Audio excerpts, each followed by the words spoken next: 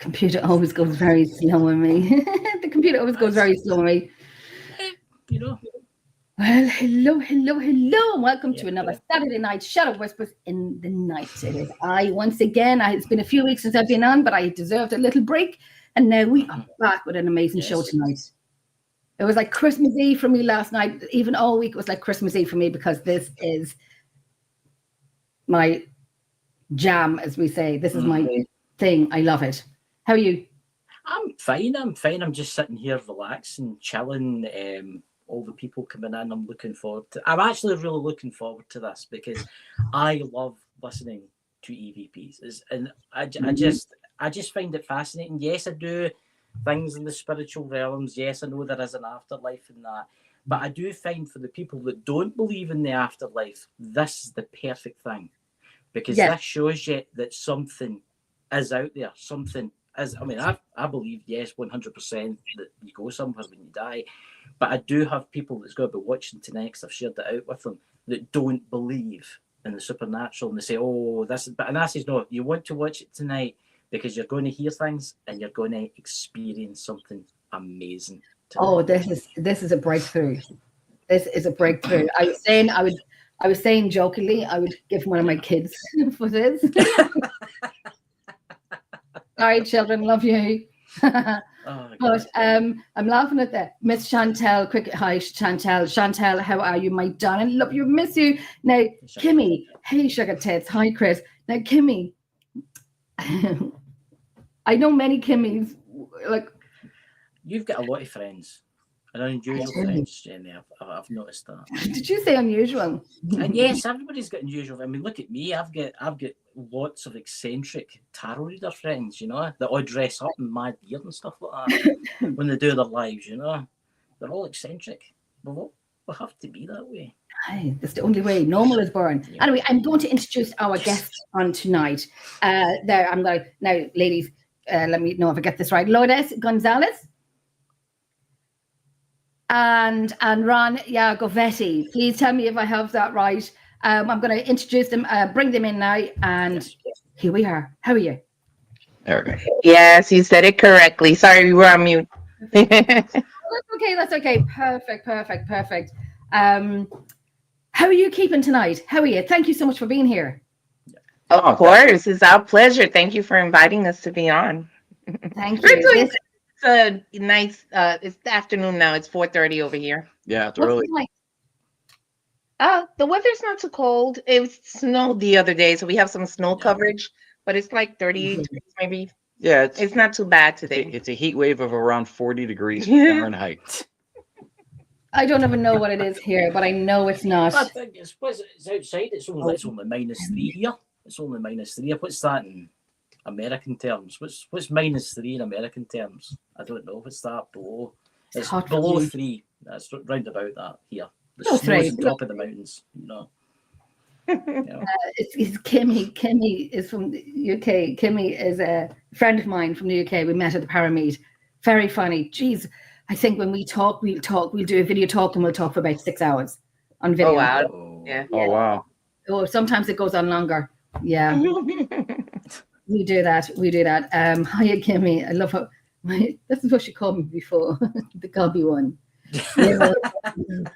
Hi, Joanna. How are you? Thank you for being here. Hi, Donna Marie. Hi, Darth. Hi, Miss Chantel. Oh, Chantel, I tell you, she's so funny. So anyway, let's get into what we are talking about tonight. Anyone who does paranormal investigations, researchers, something will be their forte to do. Mm-hmm. Yours, mine, and a lot of other people that I know would be EVPs. And I know when I had a guest on my show as well, we were talking about what the topic of conversation would be all the time is EVPs, because we can hear them and you get them. Mm-hmm. Shadows, pictures and all that were less talked about because they were less evidence of that. But you get a lot more of EVPs. Yes. So,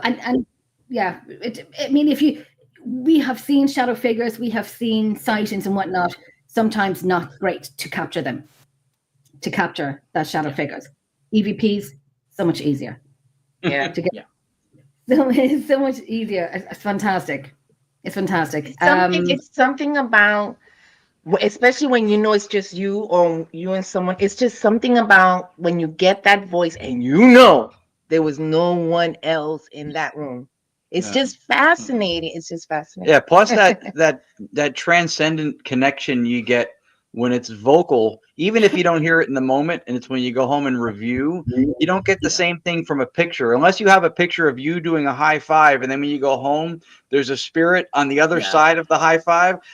Otherwise, you don't really get that. But with voice stuff, even if you find it later, if you said something and somebody responded on an EVP or a real time with ITC stuff, that's the transcendent connecting to something larger than us in this world of reality. That I think is what really knocks us out of our socks when it happens, and it really doesn't ever get old. No, it doesn't, because I think at one point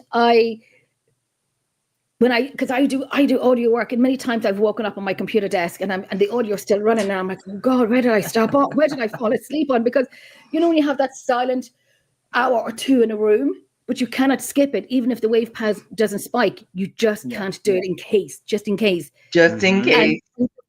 And you wake up and my arms have turned into rigor mortis or something like that, where it takes keyboard impression in your face. That's funny.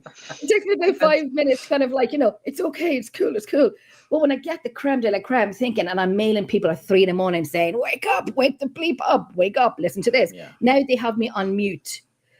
When I do audio, now they have me on mute, so I don't text me at 3 a.m. Sorry, Jackie.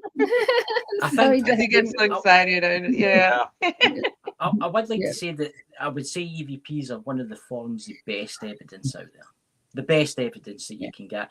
As I've got people watching this tonight that don't believe in the supernatural. They don't believe. But I say, no, you want to watch this tonight, because when you hear that voice, when you hear the one that I was talking about before the start of the show with Jenny at the museum, and it goes, yes. And it's where and you're like, I've let people hear that, and they've looked at me. And they've looked at me and said, oh, no, that's fake. And I'm like, no, it's not. That's real. Yeah. And watch tonight, because please stay watching tonight, because you want to listen to what we're about to play, and I can't wait, because I'm excited here.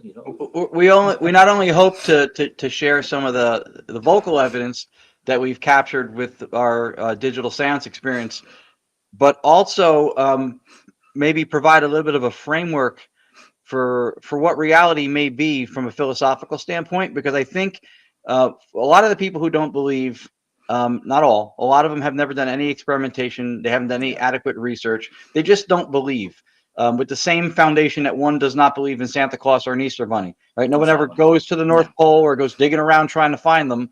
They just decide at some point, based on what reality is, what's plausible, what they know. I don't believe in that anymore. So that's part of the belief aspect of it. The second thing is to not ignore evidence.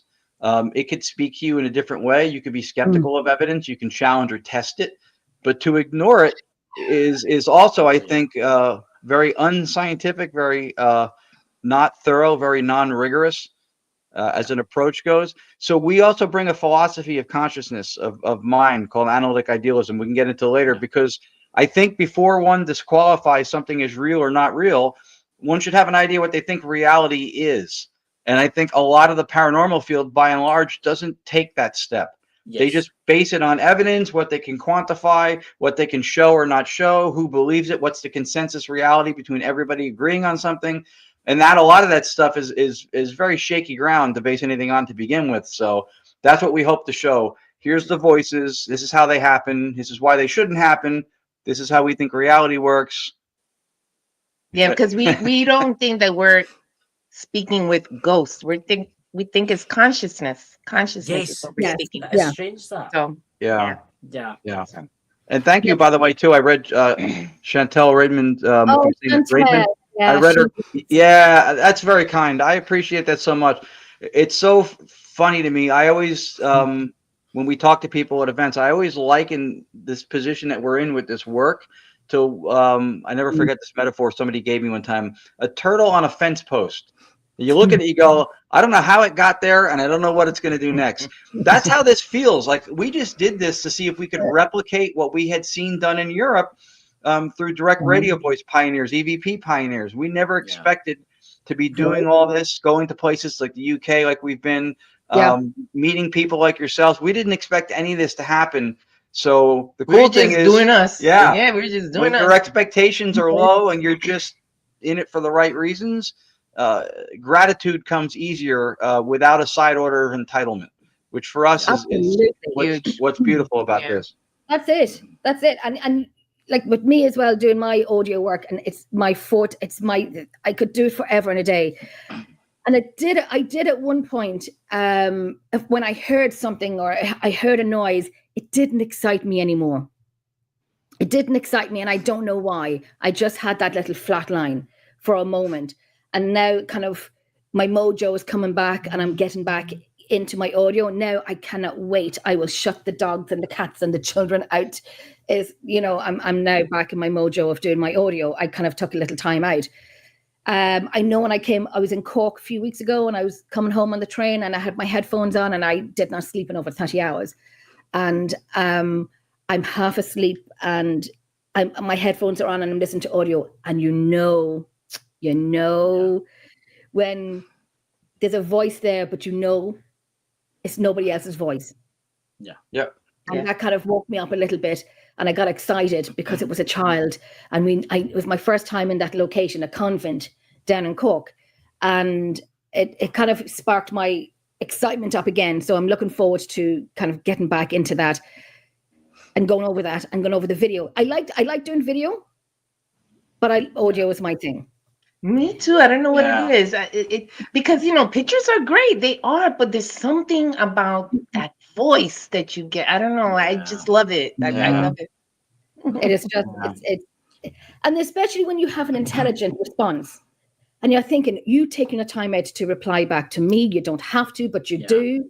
And when they know you and they say your name, it's kind of like, okay, well, loving this. And they say your name so many times. I got to a point where I got so used to it. And sometimes you do, and I will be honest, I kind of like, that excitement went as well, which was unfortunate. It went as well. And now it's kind of like Jenny's back. Yes. Jenny's coming back. Even the devil woke up one day and say, oh, bleep, bleep, bleep, she's back. That's awesome. That's awesome. Oh, that's profound. Right. Yeah. She is back. So I'm ready to hit the ground running. Yes. If we can real fast first, because this is something that goes beyond, it's just nothing not to do with me at all, but it will look like it maybe. Chantel made one more comment. I want to shine a light on this, not because of the me part about it, because what it says about the community. She has put onto your work and research by an old friend of mine who could never say enough good things about you, 0G ITC. That's Joshua Sean. We love Joshua. This was important for me to show because I'm awfully supremely grateful for Chantel following the work we're doing and having support and familiarity for me. I tremendously appreciate that. But huge also because it speaks to the community and somebody who's a part of it, who's doing it right. Joshua Sean has been supremely respectful, shown admiration, everything towards me from the first time I met him. He's one of the most brilliant sound people in the paranormal field. He's an incredibly kind human being. And I've included him I have 5 books on Amazon, which we can get on later, but I've included him in at least 2 of them. He's consistently impressing me with what he does. And this is what he does. And that's why I wanted to show this, because there's a lot of, at least in the States, drama and people going at each other and stuff, and a lot of that behind the scenes stuff. This is somebody who's not only confident and secure in how talented he is, but he has no problem passing that off, sharing that, pointing out and highlighting other people, which to me, from somebody like him, is tremendous. So I'm really happy that she said that. Oh, that's what Chantel. She's my best friend. God bless her. She's from South Africa. She recently moved to the UK, but when she first time came over to Ireland, we let her know how the Irish really drink. That girl suffered for days afterwards. But it was fun. It was so much fun. We had so many games that night, and Granddad Tim came over as well, and we ran out of wine, but I'm like, oh no, we didn't. Jenny has some stashed in that you didn't know I bought earlier. So we're going to do the Irish way. We never run out of wine in the house, in Ireland's house. No, at all. Same here, but it's whiskey in Scotland, isn't it? She's coming back over to me soon, Auntie Chantal. So I would love to talk about the digital seance experience. Tell us a wee bit about that. Sure. So what it started, we brought back in the year 2019 a method of spirit communication, or ITC, instrumental trance communication, known as direct radio voice. It's funny because for us it was kind of born out of an inadequacy in at least the States at that time. For a few decades, the predominant method of ITC known everywhere was a spirit box or a ghost box. Yeah. And let me get out of the way. They work. We own them, but that became the standard, especially because when TV and media gave exposure to the field that used to be closeted, suddenly whatever came with it, all the bells and whistles that were out there in the field, became the standards to use. Millimeters, K2s, spirit box, ghost box. And again, they work. But for, I don't know, a few decades, anybody who was a prominent ITC person was building devices. They were building ghost boxes, spring reverb, plasma disc. It was getting visually creative, but the modality was still the same, working with the sweeping box, going through broadcast radio. Yeah. I'm not a build stuff with tools kind of guy. I could prove it within minutes.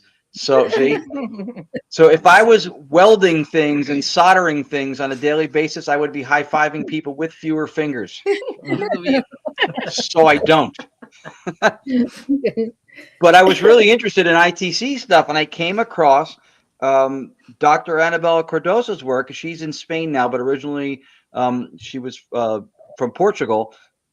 And I was blown away. And then I learned of Friedrich Jürgensen, Marcello Bacci, Hans Otto Koenig, Ernst Sinkowski, who is the German physicist who coined the term ITC. And I saw direct radio voice, and I was like, especially through Marcello Bacci in Italy, I was like, how? I looked at her and went, how's nobody doing this? The efficacy of the method was far greater than anything I'd seen a box on any show ever do.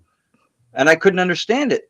So I looked at her, and this is how you know your relationship's pretty good. Because I said, we're going to listen to White Noise for a while, and then we're going to record it and listen to it again. Right. And she's still here. I said, so that's important. Well, one of the things is the voices were there, but I was fascinated with the type of work that he was doing, the service that he was giving. He was helping parents reach out to their children who had passed at a young age. So that also fascinated me. I wasn't expecting, something like that, but just the whole thing, the voices and the work that he was doing. Yeah. So I said, yeah, let's do this. Yeah. So we began doing it, just using a AM short medium wave station on a vacant frequency, no radio emissions. Dr. Annabella Cardoso, who is the last surviving of the original pioneers of vocal phenomena research, mentored me into it. She did the About the Author for my first book. She sent me an endorsement for a docuseries that we did a couple years ago. I still talk to her to this day. And we got knee deep in this stuff. And then flash forward a little bit, a gentleman who was another really, really kind and brilliant ITC guy out of Florida in the States, Keith Clark, from Varanormal with a V, varanormal.com. Keith and I met and talked, and he was doing a live filtration through a software method. And then so I talked to him about it, because apparently no one had ever asked him to implement that into what they were doing. And we were doing direct radio voice, and I thought there might be a practical application for it. Turned out there was. So he turned us on to this software and live filtration component of it. What's cool about that is that, and we looked at this and it made sense to us, if ITC is supposed to delineate itself from EVP in the difference between real-time dialogue versus recording and review, then why would we wait to clean up, denoise, slow down, amplify the audio till we get home? The conversation's over. And so this real-time filtration thing got our attention. So we started doing it. And then for a period of time, we got away from it. I kind of wanted to go back to the purest form of just doing the radio like Dr. Cardoso did, but it kept nagging at our heartstrings a little bit, and there was something to that. So we went back to the software, and then spent 2 or so years literally trying everything that didn't make garage doors in the neighborhood go up and down erratically for no reason or blow up the house. Everything shy of that. We had a mixing board, right? We had a tone generator. Like, we tried a lot of stuff. Heterodyning frequencies and blending. Yeah, everything. We tried a lot. And we developed it to where it got really, really, really good. Then in around 2022 or so, I forget when it was. It was 21. I'm not sure. Through 2 different things. We had partnered for a short period of time with Tony Rathman out of Arizona, who's now still operating under the name we used to operate under, which is Staticom 3.0, and he's doing great stuff with it. We were partnered for a period of time, and during that time, he did a live demonstration with a sleep machine, which is recorded white noise on a chipcorder, and he got voices. We did a zinc mine below the surface of the earth where radios and cells and their signals go to die. Spirit boxes wouldn't work, and we got voices that answered us. So from 2 separate instances, when we realized that we did not have access to RF signal for receiving signal, we went, wait a minute, maybe we don't need radio signal to do this. And we thought, it's got to be something else. And then she pointed out, for people watching, she's a licensed New York State court reporter. So she listens to audio professionally as a vocation, as well as in her hobby, right? And you always say that, what I do for the living, I do for the dead. Yeah. I say. Okay. Yeah.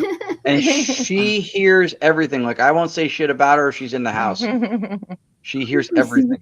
Wow. Like we say, the Irish mummies, you know, when we're out and about and we're not home yet from the club or whatever, and we'd sneak in, and she goes, "What time did you get in at?" And we say, like, 1 o'clock. And she goes, "It was 3 o'clock. I can hear the grass grow." You know? Ah, see? Yeah. Irish mummies, yeah, we can hear the grass grow. Yep. That's funny. So right after we had these 2 instances with no radio signal, she mentions that when she listens to spirit boxes or ghost boxes, that a lot of times the voices come in really low, where it's competing with that of the sweep, or they come in really high and loud where you don't even hear the sweep. It replaces it audibly. It's never in the sweep itself. Right. And if it is, it's radio. You can hear it's radio. Yeah. Right. And you can tell the difference between, like you said, the voices above it and the voices below it, but in the middle of it, it's, you know. Yeah. Again, yeah. No, I was learning what Chantel said too. UHF and VHF. Right? Yep. We also did that. Worked with those too. Yes. Try everything. And the fact that you're doing that, that's the spirit of what this stuff is about. Don't let anybody tell you something's not going to work until you can tell yourself it didn't work. Right. Yeah. So I find it fascinating that there's no radio signal, but there's a voice coming through. Right, because what that's because a part of what happened is that when the ghost boxes and when everything prior to that, and how we know sound works in our physical world, we get relegated to those thought patterns that go with those rules. So we're thinking of things that apply to those rules. But if you look at some of the core experiences that happen in the paranormal, they immediately violate it. You'll ask a question on a ghost box or even an EVP, and the second you finish, if not as you're finishing, the answer comes in. Sound as a mechanical, mechanistic system, a wave propagating through the air to and from somewhere, being processed, sent back, can't happen faster than speed of light. It can't be superluminal, right? So from a physics perspective, that falls apart. So right there, that tells you something else is going on. Something else is going on, Something else. So we then now have the grounds to step away from the idea that sound can only travel through a radio signal being received through a device that has radio reception, because that's what we've come to know from early work. But now we realize that's not the case. And between the sleep machine experiment in Arizona and then what we did under the zinc mine, which is a geological Faraday cage, there was no signal down there. That place, And then we realized from that, and then her pointing out the placement of the vocal levels, the amplitude within a ghost box, that's resonance. And through what we believe is stochastic resonance is when something enters into the white noise, a source signal, and it matches one of those frequencies, they amplify each other, they resonate. So we use that principle, and then our system through live filtration removes the noise floor and any of the formants and transients and stuff that no longer need to be part of the equation. And the only thing left after it's been denoised and slowed down is whatever amplified, whatever got resonance through the process. And those are usually vocals. So when we run this, a lot of times you don't hear almost anything unless there's a voice emerging.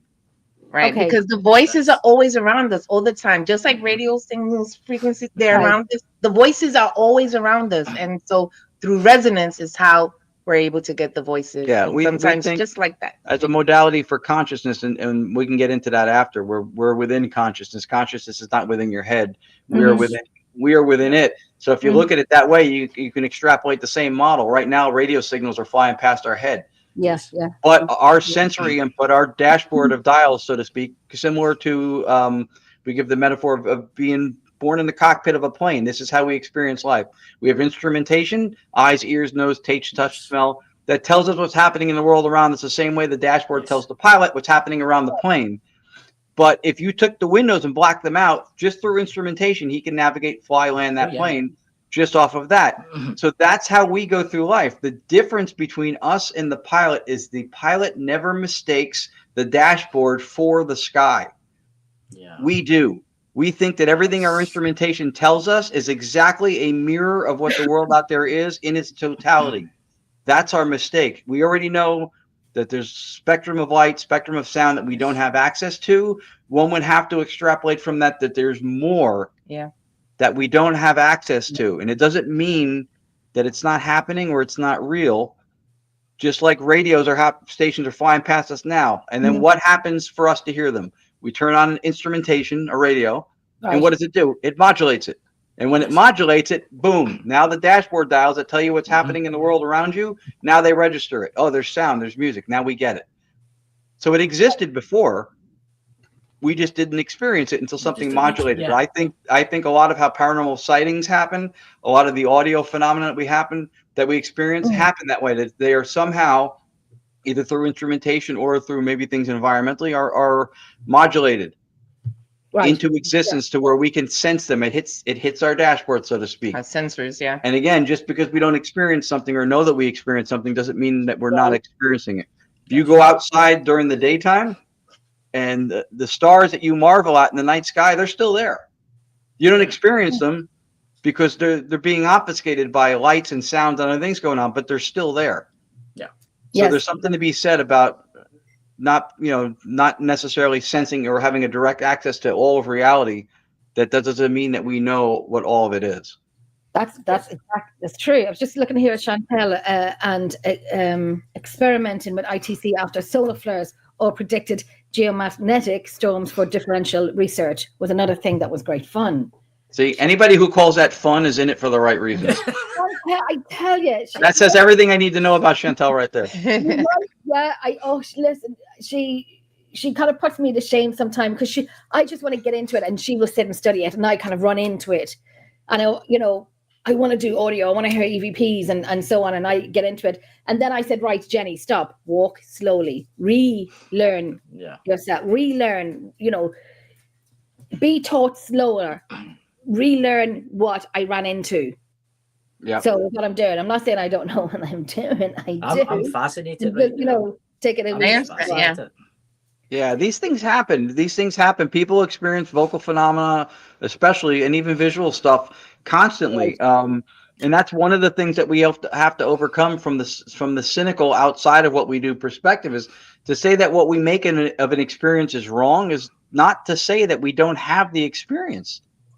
That's it. And I know, I remember I was doing a show one night, excuse me, and there was 5 people on the panel. It was in America, probably 2 or 3 in the morning here in Ireland.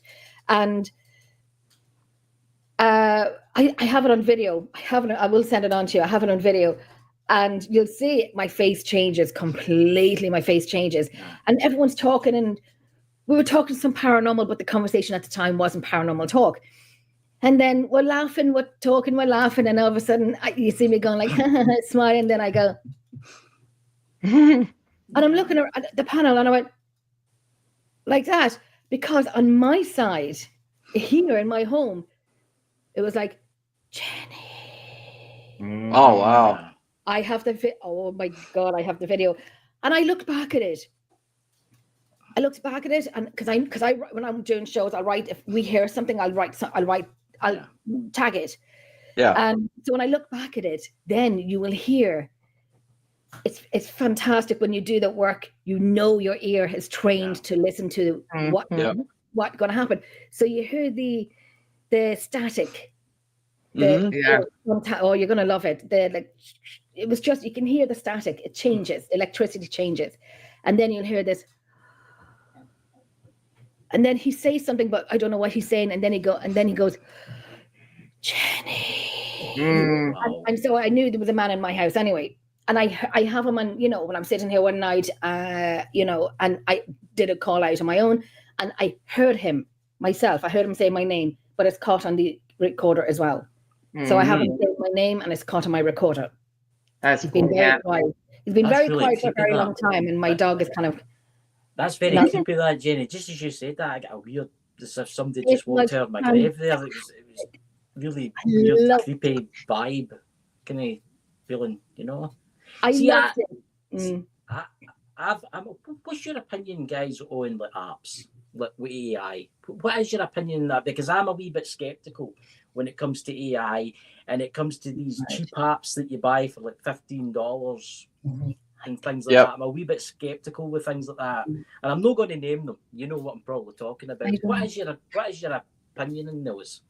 I have I guess I can give it a semi-plug now. In my last book, Afterlife Contact, which is on Amazon, there's a chapter I've written 3 or 4 academic white papers. One of them I co-authored, a 5th one. And one of them I focused on, and the 2 of them are in this book, but one of them specifically is about apps, because I have seen them at times produce results that were pretty anomalous, pretty hard to question. But I think a lot of how they may be working, or how the experience happens, is not how people think it is. I don't think that there's a magical app that somebody's created that connects to the afterlife better than another one. The fact that they have to say that it's for entertainment purposes only, probably to avoid having to give refunds as quick as they sell them, because it didn't work, because Aunt Jane didn't come through tomorrow, or right. So when it's in that arena, it automatically for me disqualifies a level of credibility to it, even if it can work. If you could mop your house with a mop bucket filled with 1/3 of mud and 2/3 of cleaning fluid, you could do that. It wouldn't do as good because you've muddied the water. So to me, that's the same thing. It can still do the job, but for the most part, it exists in a state of mud. It's too hard to discern. It's too hard to trust. When it's a generative AI based thing, then to me, it's like trying to find a black hair on a black carpet. That's so true. That's perfectly said, actually. It's quite interesting, because I watch a lot of like ghost hunting videos, right? And people will have like the latest app, and I'm not going to name them, and it'll be spouting out for this madness, and it's always like creepy, vibey, like creepiness. You know exactly what I'm talking about. You're really creepy, and I'm sitting there and I'm thinking to myself, what is this? And everybody's like falling for it. Oh, it's a demon! It's a demon! It's a demon! I know. And people don't realize They don't realize. And at one time, and I don't remember what app it was, honestly, but it was years ago. We were in some location, and I see the young lady entering things in her laptop, and I'm like, what are you doing? So, and I guess she didn't think it was anything wrong with it because she was new or whatever the case may be, but she goes, oh, I just got some information about the location, and I'm putting into the word bank of the app. And I was like, no, like that doesn't make any sense to me. I know, it's so weird. It's absurd that would have to be explained to somebody. It's like going to the beach and dropping a bag of rare coins and coming back 2 hours with a metal detector and going, look what I found. So you put it there. So apparently with this particular app, you can do that. I'm not saying that with all apps you can do that. This particular one, you could do that. And I was just like, it was just, it doesn't seem right. I think in some instances, technology moves us forward, and in some instances, it sets us back. Yes. For the same reason, for potentiality of what's possible with the app. I've seen some of them work, and it seemed pretty anomalous. Some of the stuff that came through, but it's very difficult if you don't know the interface, if you don't know the developer, you don't know everything that's in it. There was one that came out that I wrote about in this paper that was saying at the time there was no word banks, no sounds, didn't scan any kind of radio or internet radio, that it provided to spirits letters, just letters, and they would manipulate the letters, and then you hear the words, and then also you'll see it on the display. Really? And actually, what's funny is that one of the people who's quoted in that white paper that I have that's in this book is Joshua Shawn from Zero GITC, because I talked to him about it. There is no way that an app can only provide letters and words that we hear come out. Impossible. Because what are letters? Letters are descriptions of sounds. They're not things in and of themselves. Letters don't have any ontological status. Like, they don't have a beingness. It is not something it's like to be the letter L, right? The L is a description of a sound that we make. S, it's the same thing. So you can't put just letters in. So to me, it was very deceptive out of the gate that they were saying it only had letters. It had to be accessing sound somewhere, or we wouldn't hear anything. Right. It can't just be letters. It's just come with preloaded work. Right. Thinking that runs through 19th century. Right. The problem is that even like if Josh made an app, I would trust it because I know Josh. Anybody who didn't know Josh and didn't trust it would have every right not to. Right. Because of the entertainment purposes thing and the way that they, phones don't have sensors to do all the things that some of the apps say that they can do. For one thing. And for two, it's a trust issue. I will play with them to understand sometimes what it is they do and maybe how they work. We did use them. What we would do to get around it is that we would try not to use the answer in the question. Right. That's what we would try to do. So in case it would spit it back out. Right. But then, even after a while, we got the same response, the same exact response with the same emotions in 2 different locations, 2 different states. And I'm like, okay. I was like, no. The first time it wowed us. We were in California, and it wowed us the first time. We were at the Queen Mary in California, in Long Beach. And then a year or so later, we were at a place in upstate New York, not far from here. And it was the same phrase in the same voice, and it came out, and everybody in the room was wowed because they heard this clear voice. We were like, around like this, and we were like, yeah, you're like, that's when you know it's just not authentic. It's not real. You don't get excited with it. The Alice box, I remember using many years ago. It wasn't me; it was another team member. They used it many years ago, and it was great. I took my daughter over to a location that I have done many years, doing up Halloween decorations for it. So my daughter was sitting in the room, and I'm saying to my friend, if only she knew what we know, But then she came out of the room, and she looked. I said, right, Jessica, time to go. And she looked at me, and I think she was 17, 18 at the time. I said, right, come on, JJ, time to go. And she stood at the frame of the door to the room that, I know this building. And she looked at me and she goes, Mum. And I said, did you? And she goes, Mum, I heard a woman. We heard the same woman at the same time. And I high-fived her. And I'm like, oh, my God, I love it. She was like, oh, my God. And I'm like, oh. I was so excited. I was like, yay. You have, you got to have it or you don't. And I find that and then I remember a few weeks ago, we were in the location to get investigated, and one of the women had used the Alice box. And then the name Jessica came up. My daughter's name is Jessica. So we put it in last night. And that's lovely and delighted. Just said it. Well, thank you for acknowledging her, but don't do it again, because she's to me, I wouldn't take them on location with me at that time. And, I think I know the place and I know the people in it. Some are fantastic, some are not fantastic. And, I don't know who's saying her name, but it was a woman. So we thought she was okay. There's a few people in that building that some, as every building will go, some is nice, some is not. But I was delighted that she could hear it. And I always say the longer we're in this field, the longer we do it, the more we open ourselves up. Now, I know at this stage, I come out with names and they look at me and say, Jenny, I could come out like, Patricia, Sharon, Vicky, and getting these names. And they say, Jenny, you're doing it again. But they have come true. Not Sharon. I actually call those 3 names out, and my sister's names, they're still alive. But just random names that come into your head. So do you ever feel like the longer you're in the field, you haven't had it before, but you come up with these things that Absolutely. clairaudient, other, gifts that people might have? Because I still don't believe. I do believe it. I'm not going to say I don't believe in it. I do believe in it, but names have come up, and I have kind of looked at people, and they said, I look at them as, and I, as if to say, I know, mic drop, I know, and I walk out.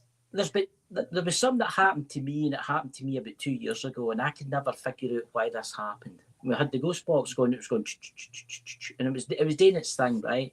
And I went to this abandoned mansion near me, right? And there was a beautiful graveyard that next to it, like the 13th century, and I've got family in there. In there, distant relations, and I walked past. We were doing the ghost box, and I was thinking, I was just thinking, I thought, oh, their grave might need tidied up. Well, this person was doing their ghost box, right? And I was thinking of their name, and it was Eric. I was thinking about Eric, it, and the ghost box went Eric, and but I never said it out. What do you think that was? Do you think they were reading my mind, or what do you think that was? Because I was thinking about it, but I wasn't saying anything. Do you want to run with this one? Yeah, we believe it's because they get the information through us. They able to see through us. They're able to. Right. That's what's happening. So it's not happening to us, and it's not happening by us. It's happening through us. Right. Yeah. So if you're thinking it's not that you caused the name. They got that information through you, and it came out. I find that fascinating, because I went back the next day and tidied the grave up just to be in the safe side. I went back and tidied the grave up, but it was weird because I was thinking to myself, that stone needs a clean, and poor Eric's been in there since 1927, and then about half a millisecond later, it said his name. Yeah. Because it is true. The more you do it, the more you open up. Some people will get more clairvoyant and audio, but like even with Ron is not an audio engineer. Because as a paranormal investigator, he was doing it for many years. Something, I believe, and something was guiding him. Something was working through him, and he was able to figure it out. Because some audio experts, when they look, they're like, "How did you know how to do this? And why are you doing that?" Like it, So I think for him, it's that way. For me, the paranormal, I was born into it. My family is they practice espiritismo, which is a form of mediumship in the Caribbean. Yes. So I kind of always had it, but I did have like a block because I saw something. But then I kind of regained it back through him. When I met him, I got back in it, and the more I did it, it kind of just came back. So, and the longer I do it, the more comes out. Yeah, I think it's for everyone, and everyone has their special thing. So the longer you do it, you do open up. I mean, for me, I've seen a lot of spirits. I see them all the time. I mean, it's all the time, but they never talk to me. They usually just, it's weird, because that's how I know what I'm. So when I'm doing card readings for people, because that's what I do. I do card readings and mediumship and stuff like that. I know what they want me to tell that person. It's weird. It's as if they're transmitting something. It's like they're downloading what they've got into my head. Yeah. And then I tell that person. It's so weird. It's weird. We don't think it's a direct access thing too. So just to qualify, and we mentioned before, the metaphysics. So we have, and our thing is as idealists. So analytic idealism is a metaphysics, and so that's important for. I think a lot of, at least here, a lot of the paranormal community refers to or uses the word metaphysics like it means spiritual woo-woo outside of science. It does not. It in fact literally means that which stands behind the physics. So science tells us what nature and reality does. It models and predicts it, so we know what to see next, what we won't see next. It doesn't tell us what nature and reality is. That's a metaphysics. That's a philosophical position to try to attempt to explain in beingness or an ontology what reality is. So as idealists, we think that reality is fundamentally mental. It's consciousness. That is the thing from which everything can be explained, but the thing itself that cannot be reduced to explain anything else. So why is that important? Take the example of what you had happen with the Eric and the ghost box. Yes. if there is a physical world outside of consciousness, because your brain creates consciousness, which is physicalism or materialism, which is the predominant metaphysics throughout a lot of the sciences and throughout the world, and even in the paranormal, people don't realize what metaphysics that they subscribe to, but that's the one for the most part. So if there's a physical world out there outside of consciousness, because your brain's creating your consciousness, if that's the case, then you have to, and they go, well, you're probably thinking your thoughts into the radio and hearing it. Now you have problems with physics. How are you thinking on a frequency? That's How is it being received on a tuner? How are you doing that without FCC regulations? Like there's a lot of unanswered questions. So it's empirically inadequate, internally inconsistent from a physics perspective. Now, under idealism, reality is mental. It's consciousness. One universal mind, one consciousness, and each of us is a fractal part of it. So we're all individuated. So do we see anything in nature that's like that we can say, well, we're not just inventing this idea? We do.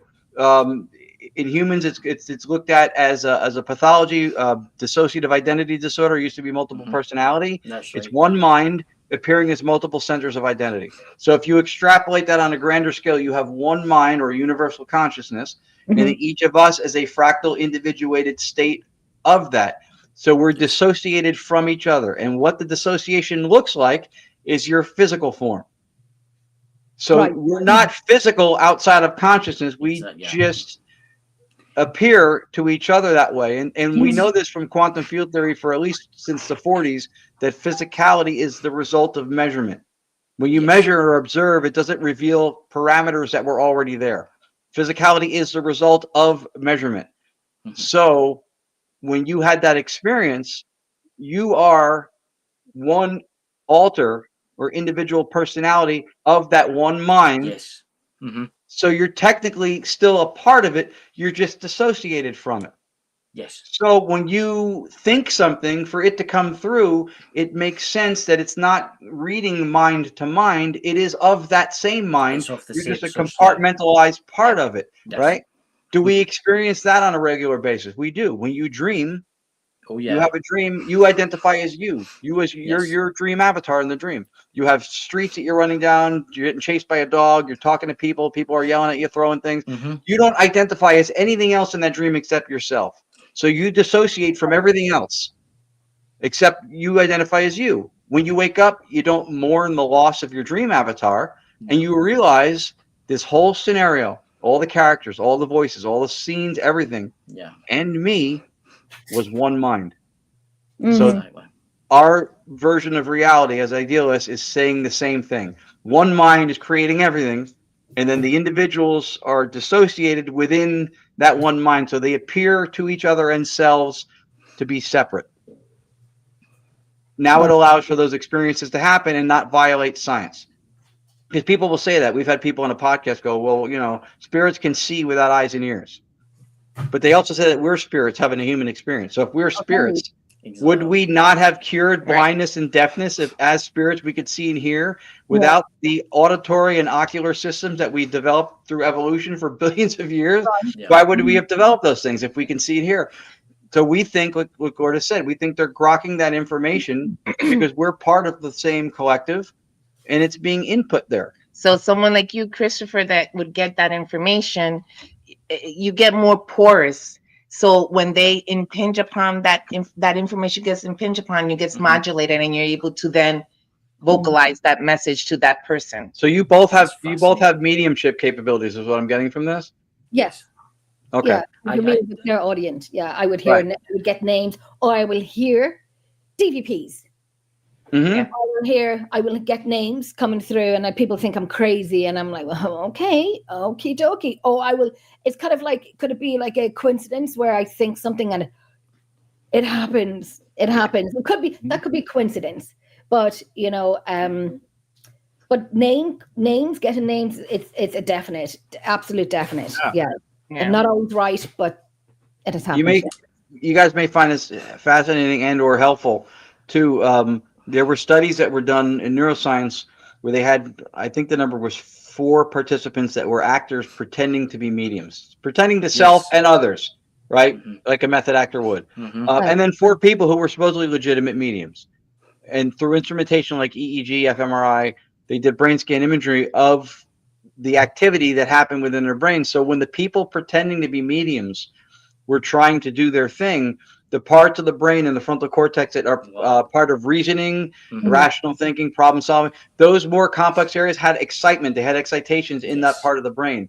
When the people who were genuinely supposed to be mediums were doing their thing, they had a reduction in the part of the brain that does reasoning, complex thought, etc. So that tells you that there is at least something that it looks like from a second person perspective to be a medium. Right, because the only activity was here in the back of the head where raw experience. That's where raw experience comes The from. hot zone. Yeah, and then it goes to your frontal. Okay. So that would be the only part, and this got no. Yeah. So maybe that helps the people who don't believe in mediumship. Yeah, they think kind of like you say it, and I said, "Oh, Jenny's calling out names again," and I'm like, "Nope, the name." And I remember we were doing a live on a location, and I have it on audio again. I have everything on audio, and I'm standing there, and one of the team members is doing the SS method, whatever, and I just said the name Maureen, and I was actually listening to it a few nights ago, and I was like, Maureen, and then I can hear the guys go. And I looked around and I'm like, "Do you know a Maureen?"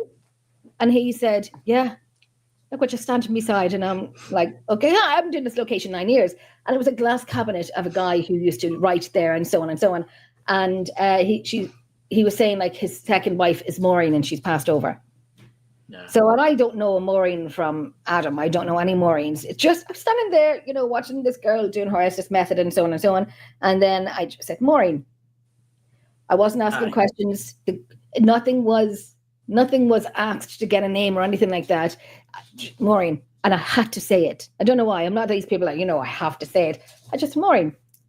So little things like that, like David and all of these names come through. I don't know. It looks, I look like I'm weird, but Wow, you're not all weird. You're spot on. I saw one of the other comments too. Chantel's becoming my new best friend.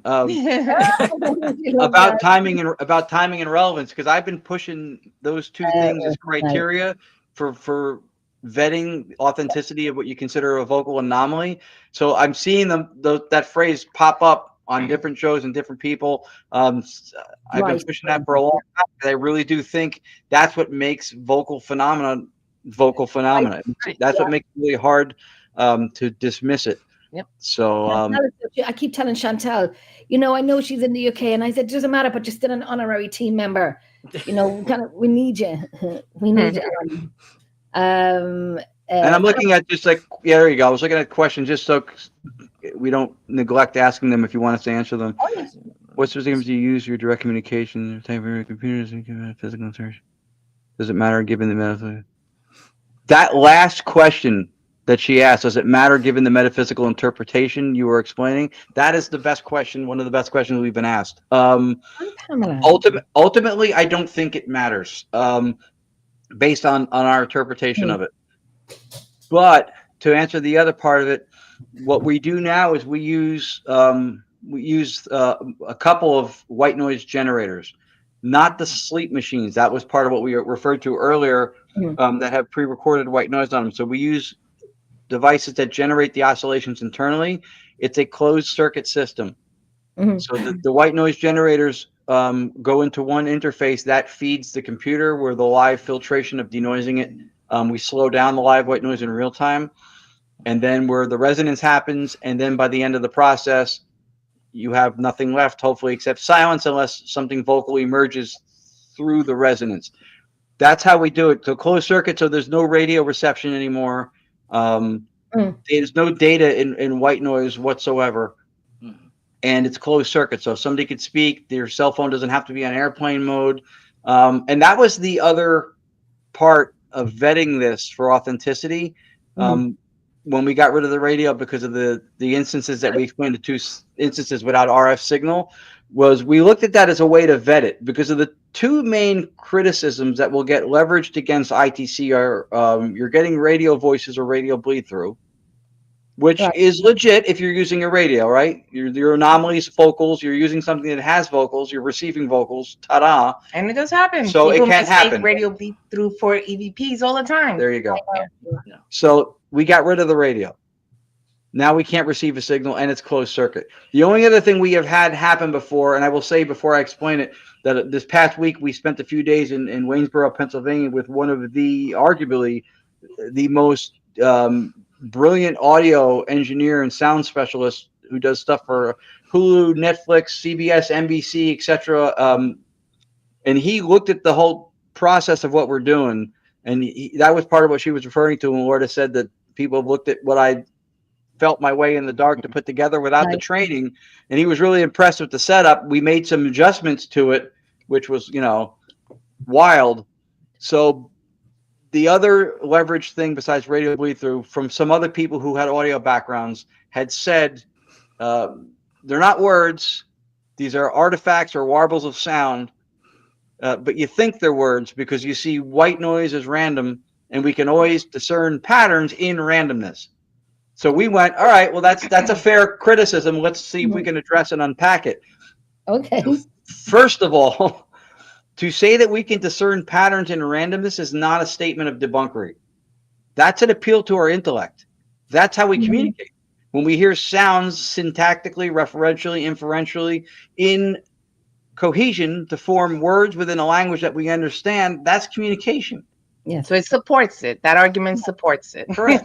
We don't ever hear the cat go meow, meow, meow, meow, meow, and go, oh, he wants to watch TV and get some treats. Yeah, that's my cat. Right. Okay. So that's not debunking it. The second thing, and this is important, a lot of times in the paranormal field, and I know, dare I say this happens a lot from what I understand in science, is we use the word random. Random is an empty drawer. It's what we say when at the time it is not plausible or possible to calculate or measure all of the factors that are involved. So we say random. Meaning we don't understand it at the time. Bingo. Okay. Right. So at the time, it's not possible to either model or calculate what's going on. White noise is not fundamentally random. It's affected by charged ion particles from the sun, electromagnetic fields, quantum fields, what we believe and verify as deterministic speech. So it's not random. What it is computationally irreducible. At the time, you cannot calculate the factors that are involved.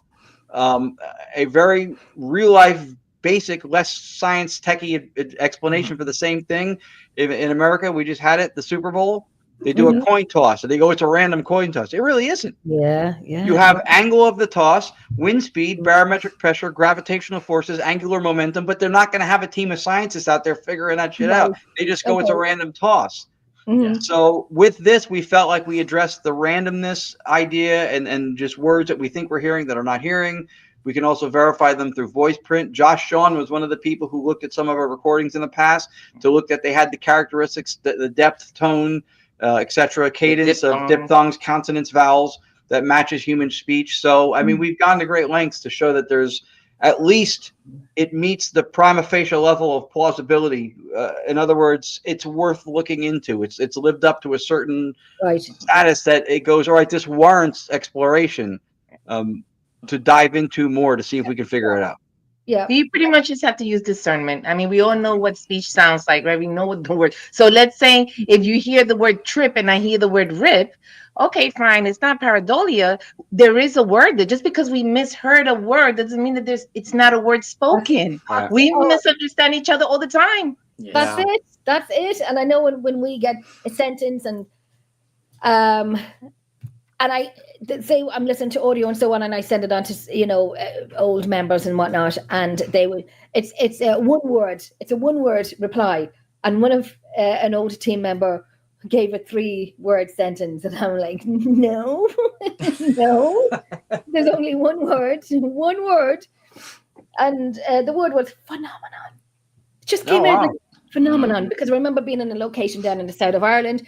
We did what I love to do.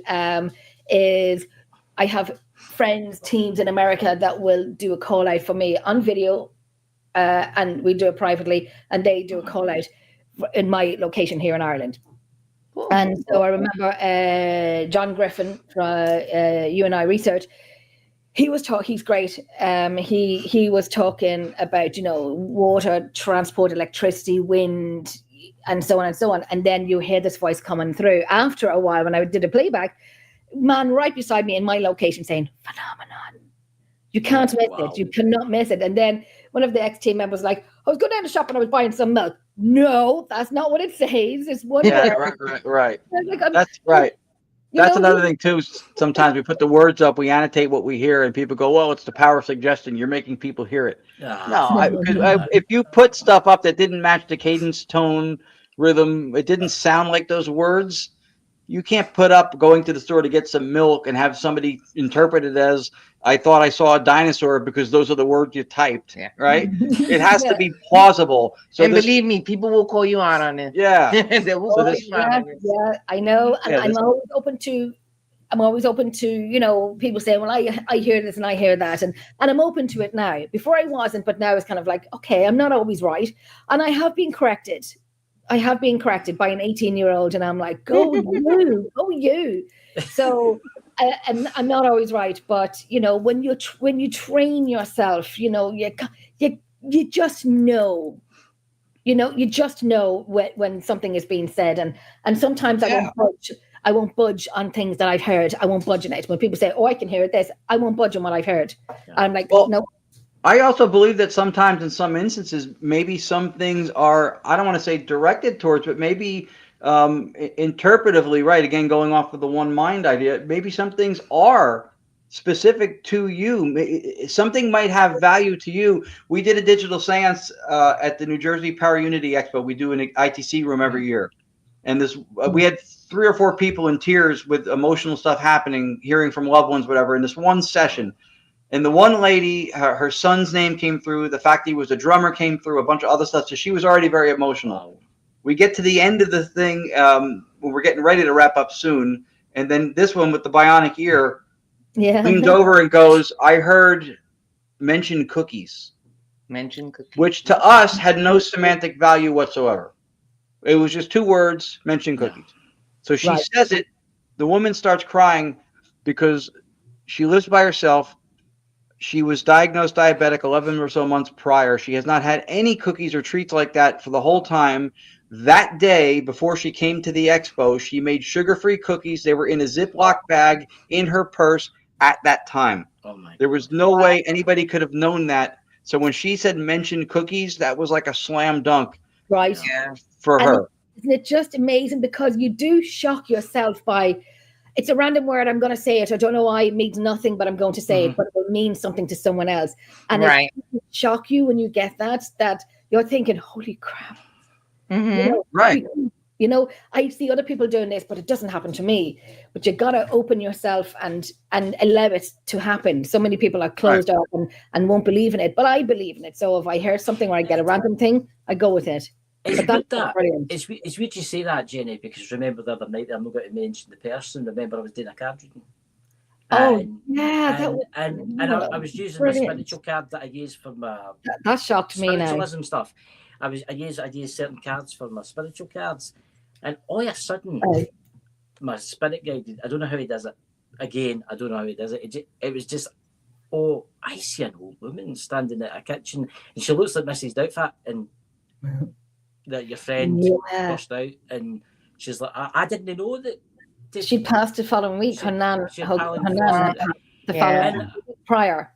That happens a lot. It just popped into my head to say, and I wasn't going to say it. I wasn't going to do it. When I threw the card down, it said, "Ask about the old, say about the old woman." That's what I heard. Say about the old woman. I was shocked. I was like, "Go on, Chris. Go on, Chris." I was shocked. I was looking at Chantel. Did you I didn't want to interrupt you.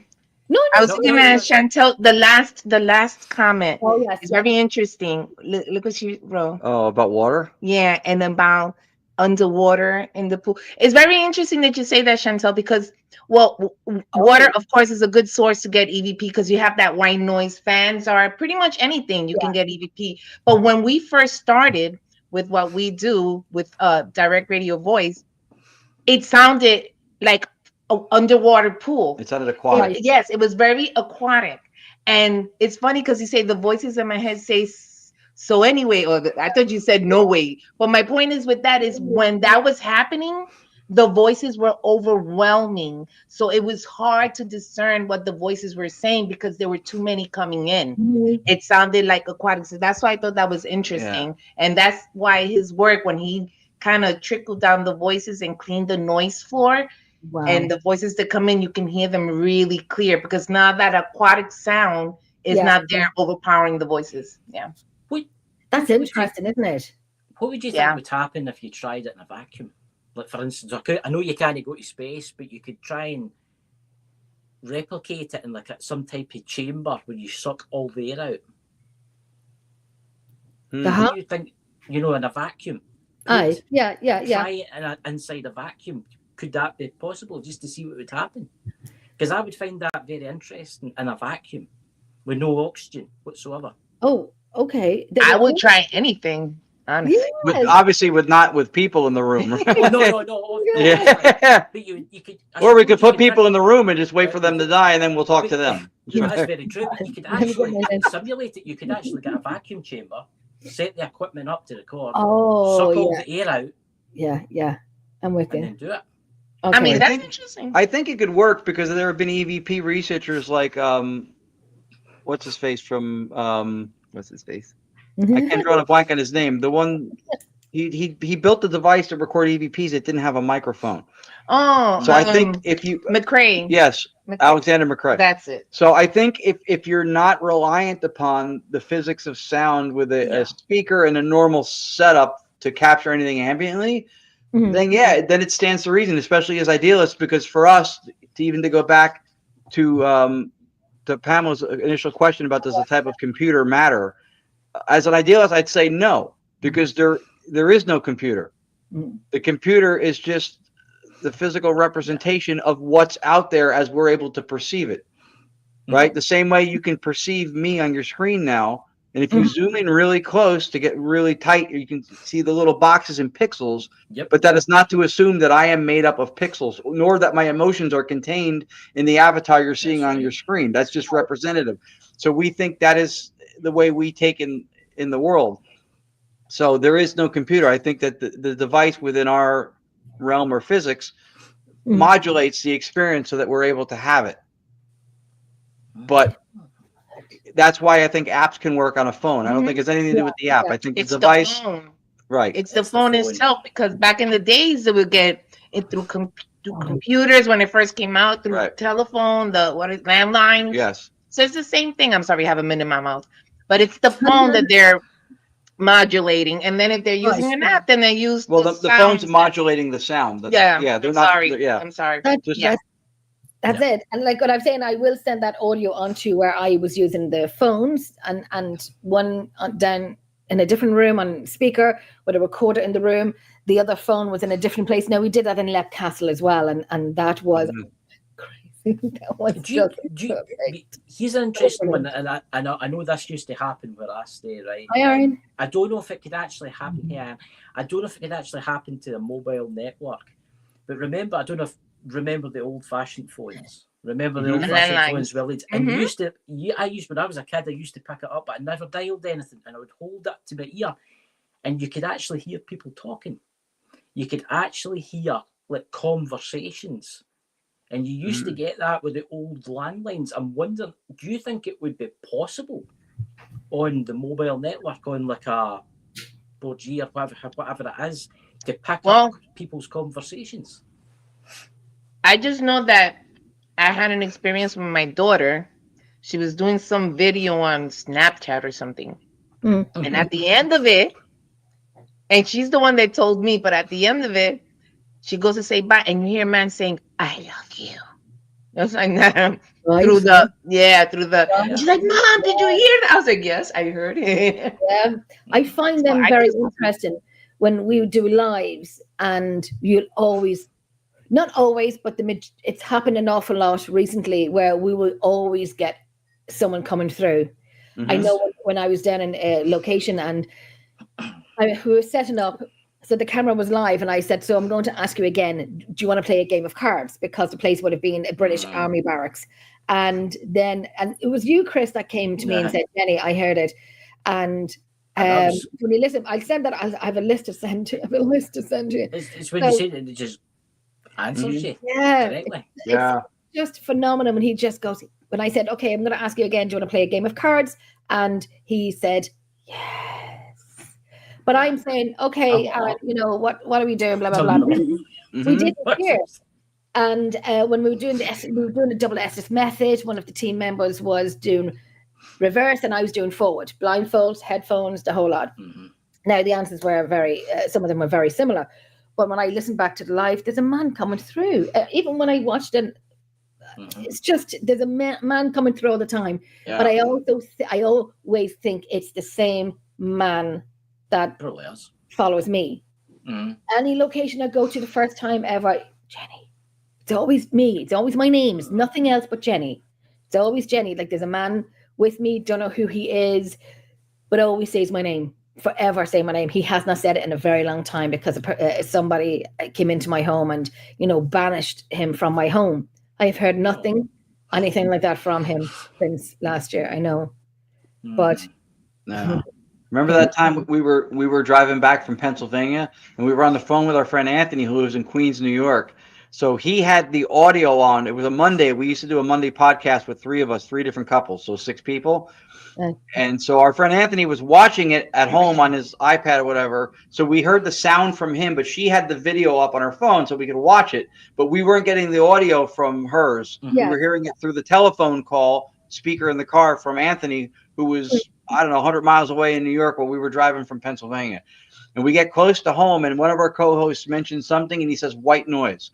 And we were dealing with white noise at the time. Yes. And the voice goes, white noise, real quick like that and harsh. And it was loud. And we paused. Wow. And we're like, wait, what? Yeah. We went back. It's not on the replay of the show. Nobody else heard it but us.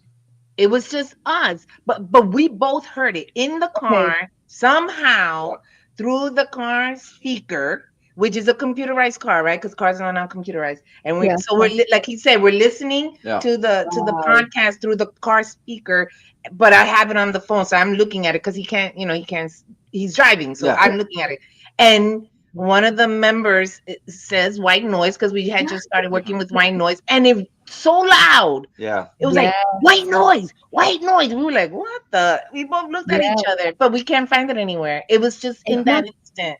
It wasn't there. Crazy when you hear something on audio and you're like, oh my God, rewind it to play it back again. It's gone. It was gone. It's gone. I remember the music box was playing upstairs. You have to wind it up with those old barrel music box that you have to physically move, manually move. Like, you would think, I guess it modulated into the computerized car, into the speaker, so it can come through that way. It wasn't modulated into the system of the show, the platform. It did it that way. And that could explain too. That could explain how sometimes you hear something, you go back to the recording, and it's either there or it's not there. Or if it is there, sometimes you play it again a second time. It's not there the second time you play it. It could be the same thing that we were talking about as idealists. If reality is fundamentally mental and something is modulating the experience at the time. Perhaps that is what happened. It wasn't actually captured on a recording. It was modulated during the playback of the recording. And so you heard it through the recording, but when you go back, it's not there because it was never actually part of the recording. Just, again, a way to try to explain stuff without violating science or making stuff up that you have no foundation for whatsoever. That's actually quite a good explanation of it. Because it's very frustrating when you have it and it's not there. I'm looking at Chantel saying here, okay, but if in real time we can communicate with astronauts in space and space is a vacuum, then whatever frequency they use, we should try, which is. But that's interesting. I mean, but in space there'll be loads of frequencies because you've got the sun that's giving off energy because NASA can pick the energy up through sound. But you've also got all the satellites up there. I mean, there's thousands of them up there. Good God. So Elon Musk, he's got loads of them up there. And where would you, space, you need to be like shielded. You need to have a shielded unit somewhere because you'd just come through again, wouldn't they? But then I think about, because the astronauts use equipment, right, to to reach us so they can communicate back to us Yeah. on Earth. So Yeah. it's tricky though, because collective consciousness, there's no physical body, so there wouldn't Exactly. be Right. Right. equipment for them to use. So as far as the frequency, that would be kind of hard, because we wouldn't even, if frequency is involved, we wouldn't even know what that is, because we're not in that. We only know what's here, right? Yes, and then they exactly. wouldn't have Definitely if you're on the other equipment. side. So right, they wouldn't have equipment to use. So I get what she's saying, but you know, I think that's a little tricky, maybe. It is, but it's cool to Oh yeah, absolutely. ponder the Absolutely. questions. Yeah, absolutely. For sure. Do you know what I want to hear? I want to give you the floor now and Yes, take come on. over I'm and excited. play us some audio if you would. Yeah, we can absolutely play some audio too. Love it. Pen was modulated, or as you I've suggested heard that earlier, before. only the two of you were meant to hear. Yeah, I think sometimes Yeah. because another term that gets thrown around a lot very generically is information. Right? There Right. is what we call objective or symbolic information, and there's semantic information. So as an example, if I'm waiting for her across the street and she walks out of the building and she was visiting her daughter upstairs and she comes down and she goes like this, right? So somebody next to me, one guy on each side of me, the guy on the left of me, seen this before, doesn't really know what it is. So he gets no symbolic or semantic information from that. The guy on the other side knows that this means something good happened, but he doesn't know what or to what extent something good happened. So for him, he got symbolic information. He knows what the symbol is, but there's nothing else really attached to it except something good happened. I know that she had a medical test that came back. It was cleared. We were all worried. Everything's okay now. So I have a huge state change. So I'm getting semantic information as well as symbolic. So there's different degrees of it. And I think sometimes these things that come through may have no semantic information for us, like mentioned cookies, but it sure did to the lady who heard it and did not tell people she was carrying them at that time for the first time in about a year. Right. That's so great that's way. important. Yeah. And then on the app side too, with the AI, there's a lot of misconception and a lot of fallacy around AI. It's intelligence, and newer AIs will probably build better versions of themselves than we can build. Yeah. But it's intelligence, and there's this culturally manufactured sense of plausibility that it's going to be conscious or sentient. That is not reasonable to think. Sci-fi has made us think that that's possible, but intelligence to cull or process information with efficiency is not the same thing as to feel or to have an endogenous state like a love, or it's not the same thing as to be something. It's different. If you have an 8-speaker stereo system and you add 8 more speakers, it doesn't become a flat screen TV. Yeah. If you add more of something to something, it doesn't become something else. So intelligence and sentience or consciousness are two different things, but people think it's going to be because it simulates intelligence. Well, of course it simulates intelligence. It was designed by human intelligence. But just because it mirrors an aspect of humanity, it doesn't mean it's going to be. We don't ever have that same fear with mannequins that are autonomously, anatomically just like us. We don't ever think they're going to take over. They look just like people. Yeah. So it's an irrational fear. It's just if it tells you it loves you, right? But it doesn't feel the love. No. It's just telling you because they know the appropriate words that are being used, that those words can be relating to that and say it, but it doesn't feel the love. It would never be conscious. Sentience or consciousness is not algorithmic. AI is. Yeah. It is. Again, because it's a simulation, it throws people though. But I mean, right now, if you had a powerful enough computer, you could simulate kidney function down to a molecular level on a computer right now. But that's not to say that the computer is going to pee on your desk, because the simulation is not the thing simulated. Exactly. Yeah, it's different. Yeah. So I'll pull up the videos to share screen. I'll queue them up. So I have a couple. I can show you one of them first. The expo with the mentioned cookies. I know I have that clip somewhere too, but this is from that same. This is that same one. There was a young lady there whose grandfather came through. His last name, first name. And then I asked if it was him, if he could validate for his granddaughter by telling everybody the color of her hair. And she had as green as your logo. Yeah, it was green. Oh, wow. Yeah. Was the color of her hair. Great color. Yeah, it was a great color. I'll go past that. I think over the COVID period, I had blue, red, mint, Oh. color. Oh, I changed my hair every color. Jeez, there was bets to see what color I would be the following week. See, I'm too chicken. I won't do it, but good for you. I wish I was Oh, I gutsy changed like it to that. everything. I got it short. I shaved it. When I was watching on the show that I've done, Spooked Ireland, and I can't change that now, can I? It was like a mohawk and it was blue. That's awesome. Uh-huh. Oh, good Lord. See you from space, Jenny. All right. What? Yeah. Oh, So Lord. I shared it. So when you're ready, I'll switch over. Otherwise, you're going to get that infinity mirror effect here, like that. Mute the microphone. All right.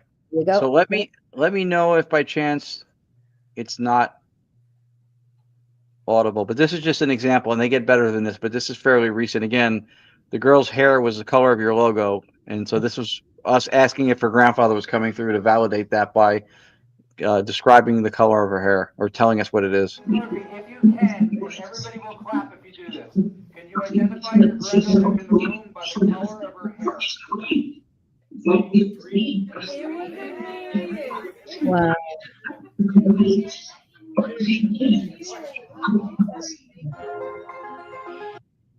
Oh, you could hear that.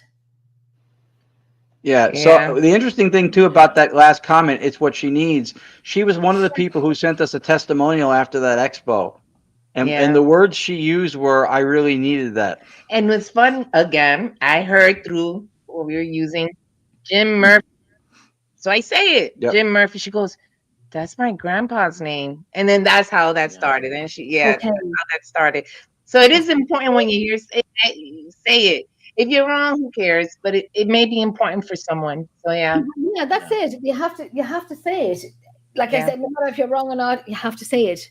It could mean something, or it could mean absolutely nothing, but you gotta say it. Yeah. That was fun time.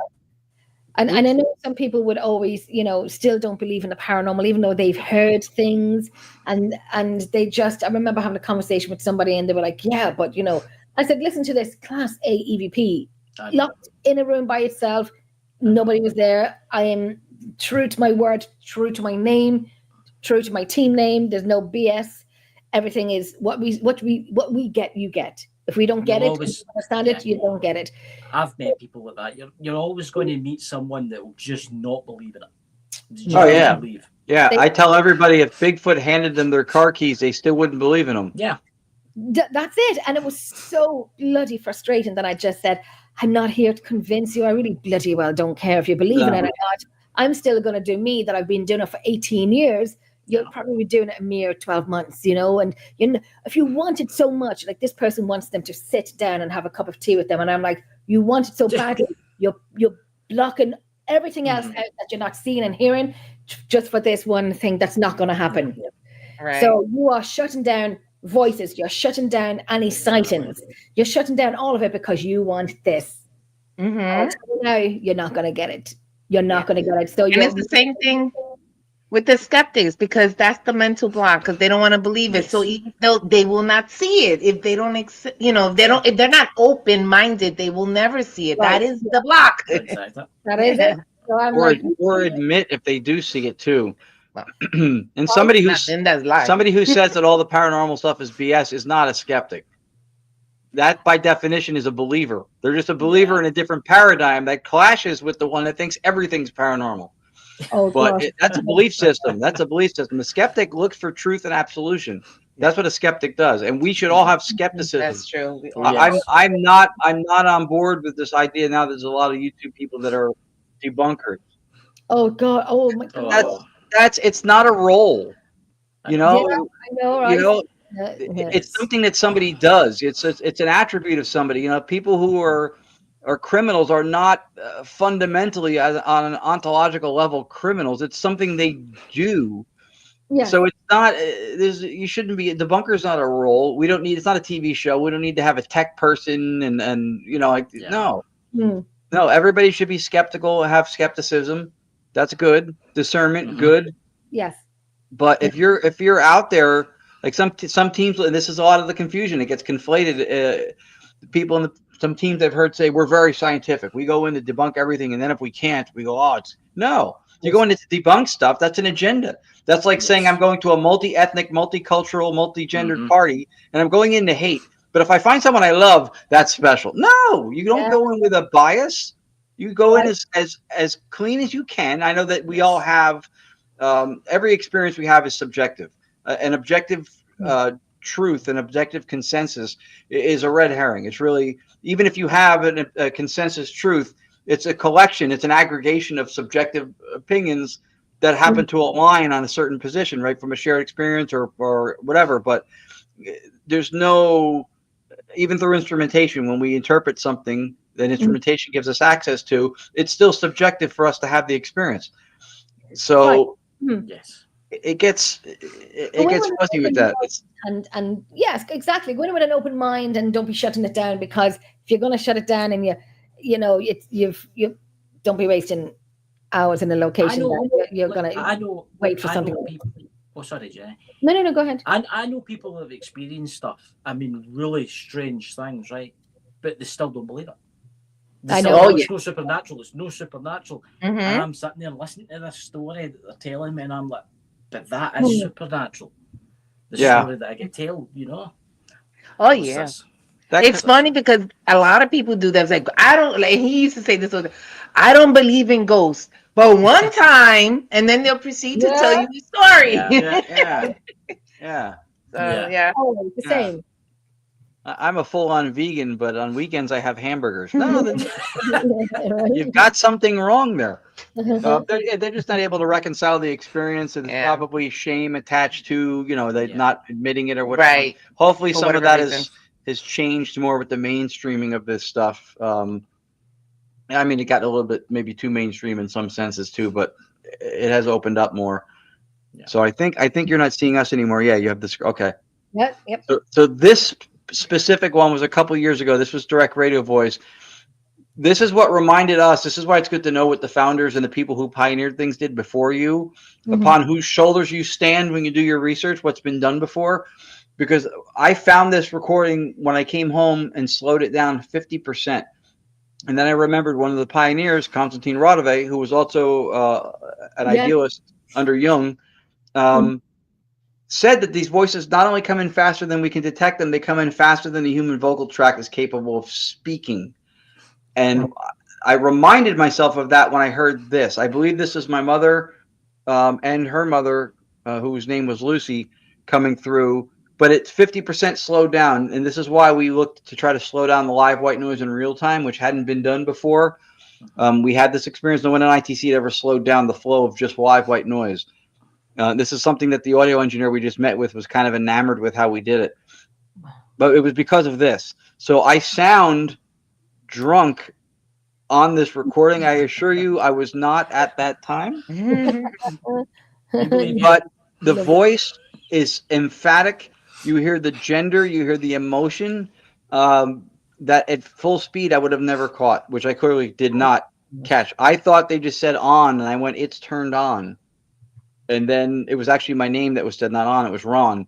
So I'll play it, but this is just an idea. From this point forward, we started slowing it down in real time once we got to where we were able to do that. So here's that one. You know who I am?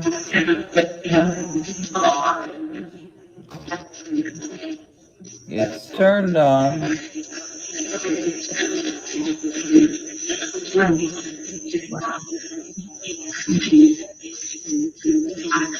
Is my mother gonna be here tonight? Wow. I love that one. I love the way she says Ronnie. Yes.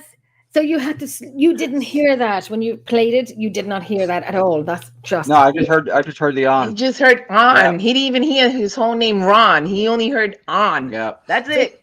Can you imagine how much things were missing by not hearing it around? Can you imagine how much we're losing on? That's why for us it's important to slow down the white noise, because we are not hearing everything because it comes in too quickly. All right, this is the second one now. We mentioned Joshua Schoen before. Eamon Van Harris is out of the UK. He is also one of the most brilliant people doing anything ITC related. He's a fantastic person, and his work is exceptional. So again, I don't care. I mean, we get along with the community really, really well. There's always someone out there who's judging or doesn't like whatever. As long as I have people like him and like yourselves that are behind us, I have to be doing something right. Absolutely. He does exceptionally good work. Eamon does exceptionally good work, and he's been doing it for a while. He was on with Nando tonight, a Nando show. Yeah. Nando and Sarah tonight. But Eamon, we're getting a date for you to come on with me as well. Yeah, Nando and Sarah are awesome. Yeah, Eamon Harris is great to have. He's great to have on. So that's cool. That makes us feel good to see people like that. I'm blushing. Aww. Yeah, see, it's not hard, people. The people in the community. Honestly, this is not some kind of a new thing. We've been doing this. My first book came out a few years ago. I had an entire chapter of people from ITC or different. Every book that I put out, I've either given a chapter to a friend to share an idea or to try to spotlight other people. You can't function within a community and wonder why they're not rallying behind you when all you do is take from it. You have to give of yourself. It has to be a selfless symbiosis between you, both ways. Both ways. Absolutely. Yeah, and I don't know if that happens enough, but it doesn't. We try to. We'll make you blush again later. Yeah, we're not done making you blush, so get some red lipstick to match. This is not done. I'll show these, I think, in impact level, maybe. And maybe I won't show. I set a few of them aside. Maybe we won't show all of them. But so another thing that happened in the evolution of this digital seance to bring it where it is was I had to get a better computer. And actually, at that time, one of the people who helped me figure out I was out of resources was Joshua Sean from Zero G. Yeah. In building out the system electronically, I went beyond the resources that my current computer was able to do. So it started buffering and skipping. I'm at that point now. It was going bup, bup, bup, bup, bup, bup, bup, bup. So this one particular night, it did that, and I cleared it up. This is a shorter version of the recording. The other one, you could actually hear the pulsing. This is a shorter version of it. So I cleared it up, and then I started recording it. I stopped recording because I was frustrated. I was aging like a sitting U.S. president, just getting gray and what is going wrong here? Figured it out at the time. I freed up some resources. We started recording again, and then we asked what happened. And then the response we got was very specific to what it was that we had just experienced. And again, this is coming out of white noise with no data. This is just pure filtered, slowed, live white noise. Okay. Important, like everything else we've done, except it's important, I guess, to point it out that there's no radio reception or anything involved in this because it makes it even more freaky, I think. Yeah, please. No word bangs, no radios, just pure white noise. So here it is. This is describing the pulsing, staggering, repetitive stuttering that my computer was doing right after we cleared it up. What happened here? What happened to us?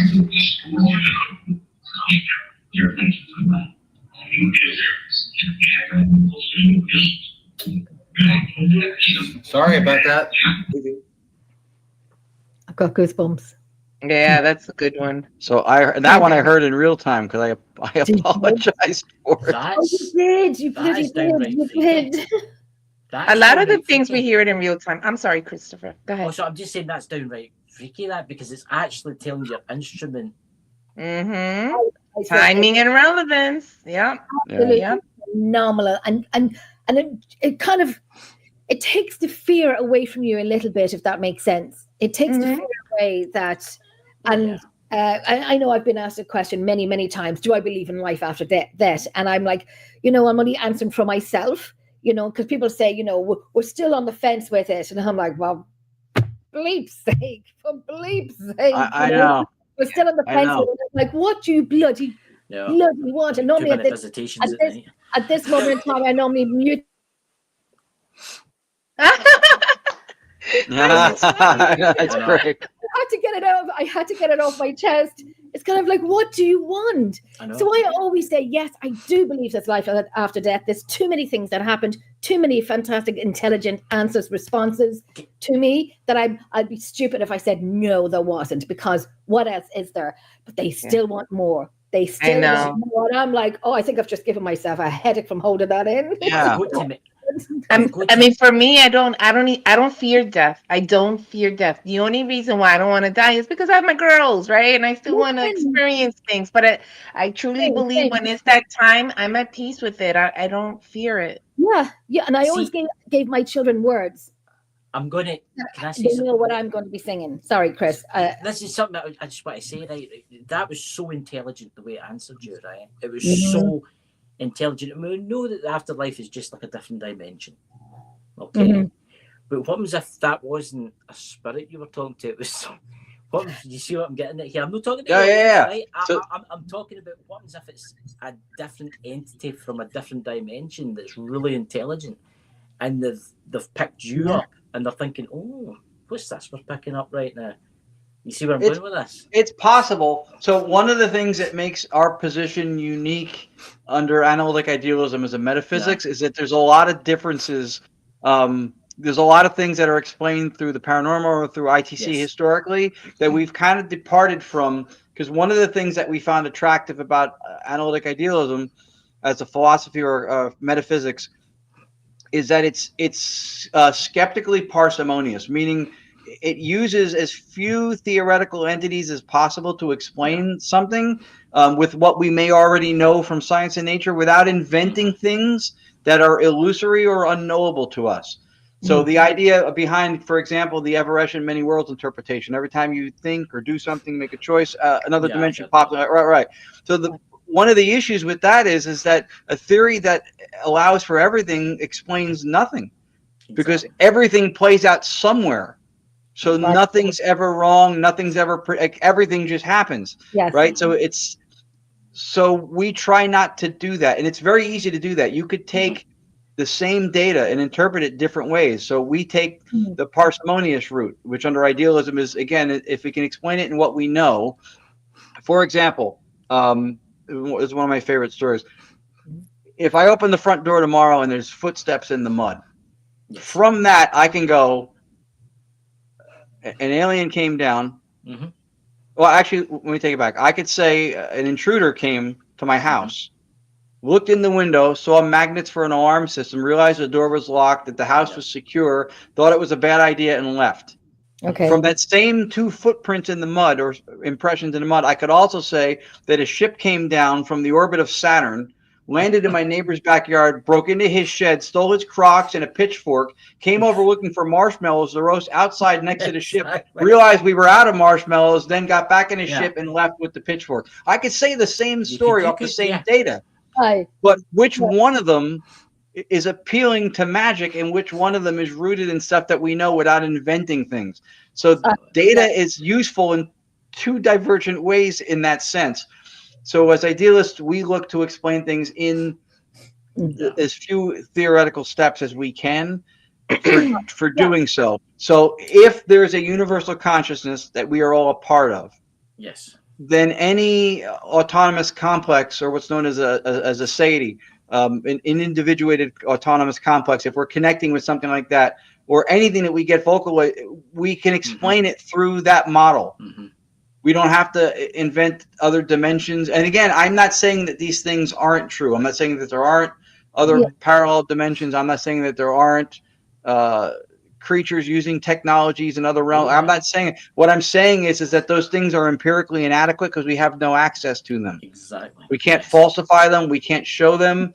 So they remain hidden variables in any explanation that we give. From a philosophical standpoint, we can't substantiate any of that. Could it be true? Sure. Yeah. We could also say that gravity and forces of nature in space are not moving planets, that it's just a big flying spaghetti monster moving planets with its noodly appendages. We could say that. You can't prove it's not true. You could, yes. But we have no reason to lean into it. Right, because that's the problem with the paranormal field, is that people tend to put these axioms and extras in there, and that's why people don't take us seriously, because a lot of it doesn't make sense, because you can't really prove it, or you can't really prove it or disprove it. Right. It's appealing to magic. Yeah. Right. So we try to keep it as simple as possible with what we know, with science and our experiences, Right. without adding the extras. But honestly, anything is possible because none of us really know. But when we go to explain these things, we're trying to explain with what we have and can speak on, so we can start being taken more seriously, Yes. because that's why people Right. don't take the paranormal field seriously. Yeah, it's a lot of what's called spiritual bypassing. Is we just it's beyond science. It's beyond. It's supernatural. It's not natural. It's paranormal. Science can't talk to it. And then we go, I'll prove it to you with physics, And it doesn't Okay. work. which is science. So wait a minute. I'm Right. going to say I always thought that Jenny's one where it answers us and says yes, right? But when I heard that, I'm like, wow, that's just Yeah, you heard it. Yeah. I'm just like it was intelligent. It was like It was, yeah. it was I'm gonna so put- intelligent. I'll put the fear back into it now a little bit too. And it said what was going on. Like, it described the situation. That was crazy. Yeah, I'll I put the wonder fear back how- in now for a second. Oh, yeah, this one's a good one. You're going to love this one. So there's a Say, place. play this one for Chris, because this is if the first one Chris saying how you know it's like really people. Chris, wait until you hear this one. Oh Jesus, wait until you hear this one. Oh, good God. Oh, I was reading Chantel's thing. Right, yeah. ideology. Everything is one, and time is a human. Time is a human construct. Time is the appearance of cognitive proximity. It's what we use to tell the difference between the space between things or moments. Yes. So it is, and that's another thing too. Is that a lot of folks will think that the basis for reality is space time. The fabric space time is the foundation for reality. It can't be, because in order to have space or time, you have to observe or perceive. In order to perceive, you have That's to be right. conscious. Therefore, consciousness has primacy. Space and time cannot be the scaffolding upon which consciousness rests. Could we simply be speaking to ourselves from another time or reality, or in the future? So that's really interesting, because one of the gentlemen whose work we studied, Dr. Bernardo Kastrup, had conversations with Bernard Carr, and talking about multiverse ideas and there being dimensions of time, because he would say that my 5-year-old self sat in the same spot, right? So it's not space, but it was a different time. Right. But yet everything we experience is always now, right? The Yeah. past is something that we reflect upon now. The future It's is a time of reference. is Yeah. right, is predictive or anticipatory now. Mm. Once you're experiencing it, it's now. It's no longer the future, and then you're back in that same boat. So it's Iron Fire House. I watched Bernardo a lot. Yeah, I've actually He's changed my life. yeah, I've actually had the opportunity to talk to him recently. He's totally changed our perspective on a lot of this stuff. Wow. Okay.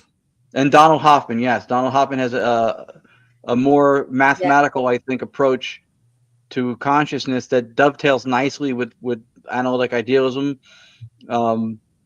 I think there's just one small thing that him and Bernardo are divergent on, and it really comes down to down to the wire. But for the most part, they're on the same page.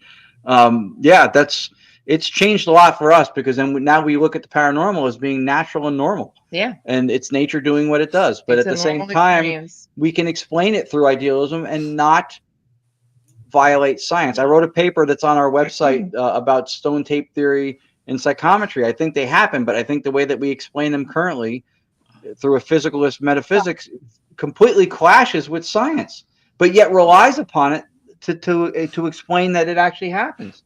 So I think there's something conflicting there.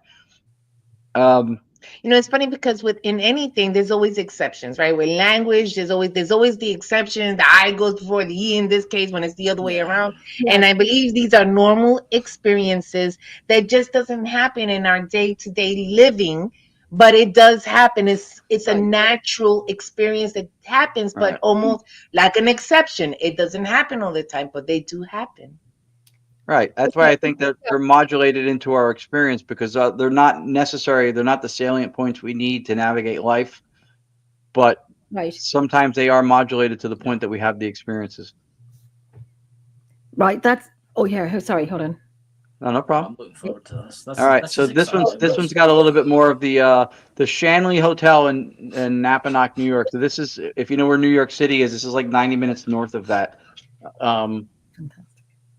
Somebody had brought in a medium named Scott Davis, brought in a mask that supposedly had negative juju or something attached to it, and we think that this voice would maybe have been the spirits that are at the Shanley or frequent the Shanley, or You can hear me in the background. I hear some of those words. I can hear them in real time. But like there were people talking, but well, this isn't the damnation one. oh, it's now. Which one No. is this one? Oh, The map. I take that back. Yeah. So she gave you a part of the setup for another one, but this is from the same place. So whatever was coming through wanted somebody sitting next to me here to touch the mask and probably take what was with it out of there. Oh, wow. At least that's what it sounds like here. You decide. Sure.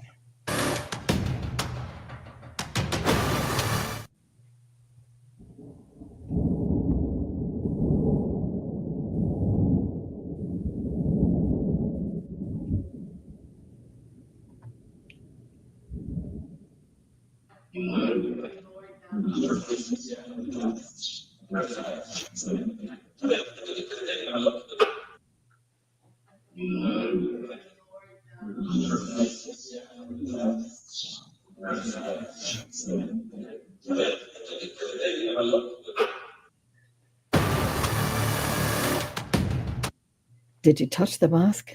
No. She did not, or she would still be there to this day.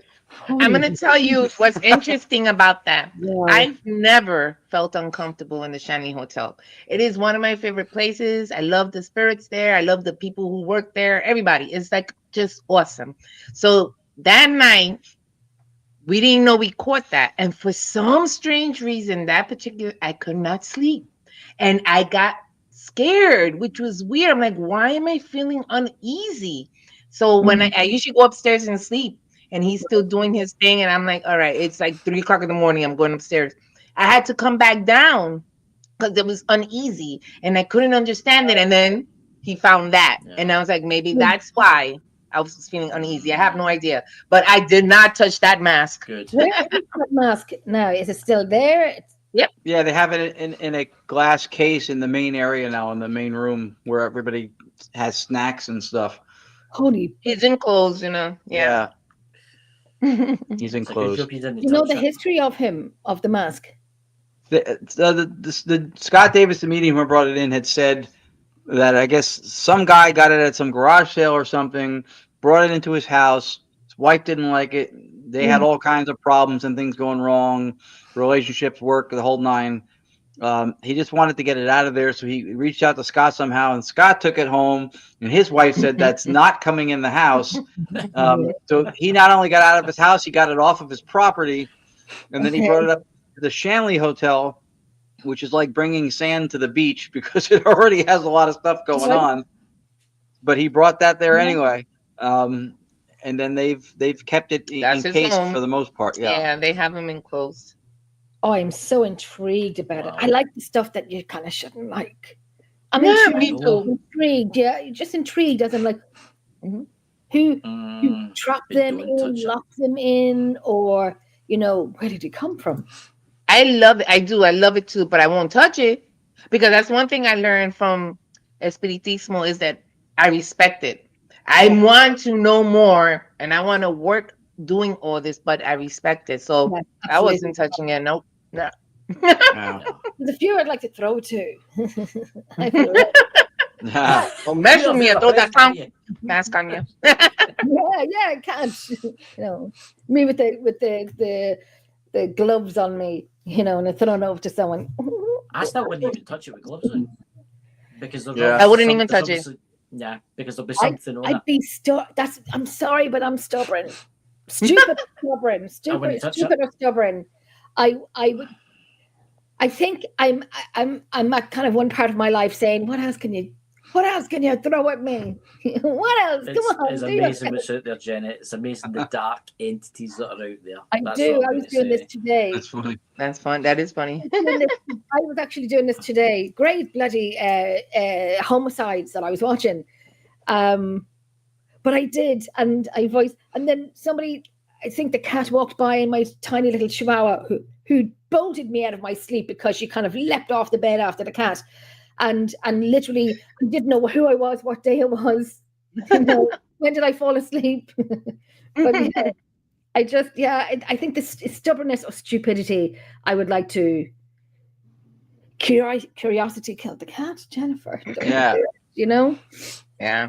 Don't do it. Yeah, I wouldn't touch it. I'm the kind of person that would take it out to the middle of the desert in the night so I couldn't find my way back. What I mean is during the day, but it's somewhere, you need to be very careful with certain objects that are. They don't. Well, I wouldn't say possessed, but I would say they've got something. There's an energy around about them, some type of energy field around about them. Yeah. And I do feel that the spirits can use it as like a telephone. If you touch that, it can transmit something on you. Yeah. I mean, that clown, they don't do this anymore. Well, at least I haven't seen them do it anymore. But they were using a spirit box, and it was working. I think it was a spirit box. Mm-hmm. And so Kelly, the owner says, or someone says, if you say your name, because they had called it Mort, the clown. Okay. So if you say your name, Kelly will touch your nose, and the name comes out, Mort. So I look at Kelly, and then Kelly goes, okay, so she's about to touch the nose, and you hear female say, don't touch it. And she's like, no, I'm not touching it. She didn't touch it. But the voice said, don't touch it. And so she stopped. But it's interesting. It's interesting.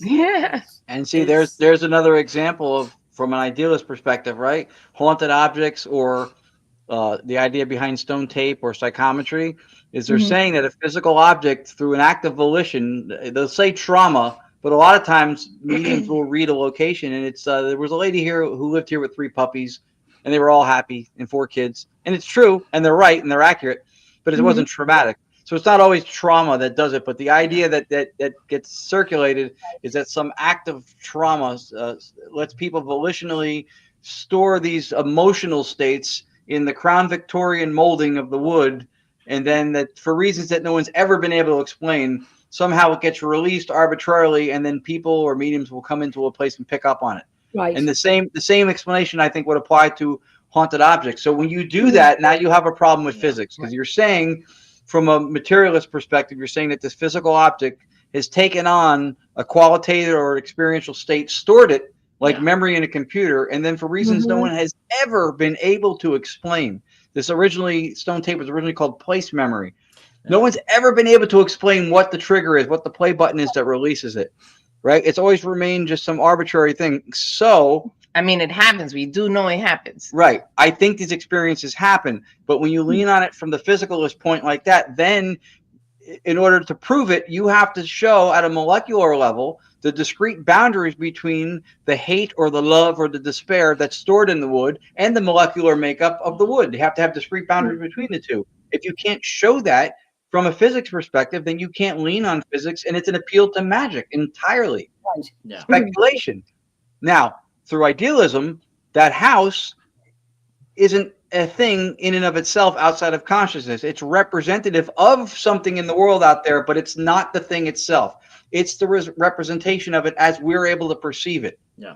Right? So if it's mental in nature and the physicality is what we get from it through perception, again, quantum field theory, physicality is a result of measurement, then you have mental stuff mixing with mental or emotional stuff, which happens to us every day. Yeah. No violation with science anymore. Right. Same thing with dolls, with the possessions of dolls. There's something going on that makes it appear like the doll is possessed, but the doll cannot. It doesn't have any quality. It doesn't have any. It's it's a physical thing, and it doesn't have consciousness. It cannot be possessed, but something is going on that gives the appearance. The mentation that is what we perceive to be the doll. That same mentation is mixed with other things, other emotional states. The same way you can recall driving along the coast with your convertible and your hair down and the music you were listening to and how you felt at the time. That's a lot of different things, experiential states that you can recall within an instant.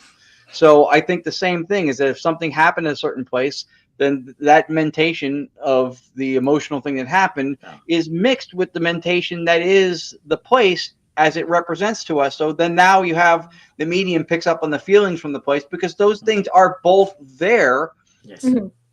in a mental processes, but not physical stuff holding on to experiential stuff that you can't document Right. because you can't measure it. You can't measure qualitative states, Right. right? What is the length of my love? How much do my thoughts weigh? You can't Yeah. measure those. Yeah. They're not quantifiable. So it makes that whole explanation for those things play out a little bit different.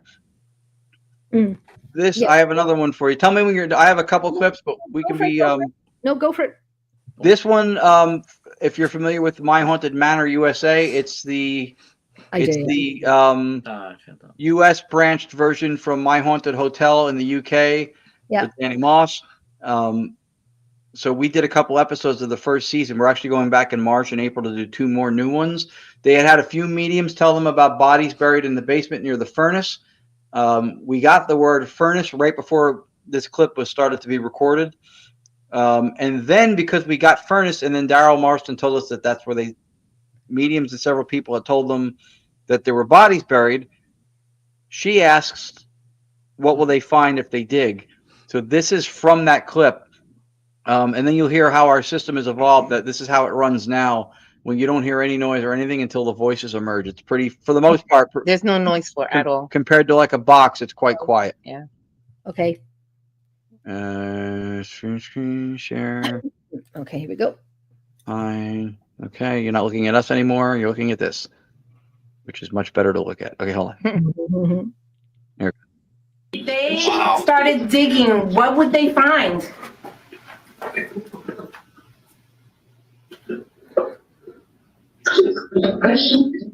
Person. Oh my God!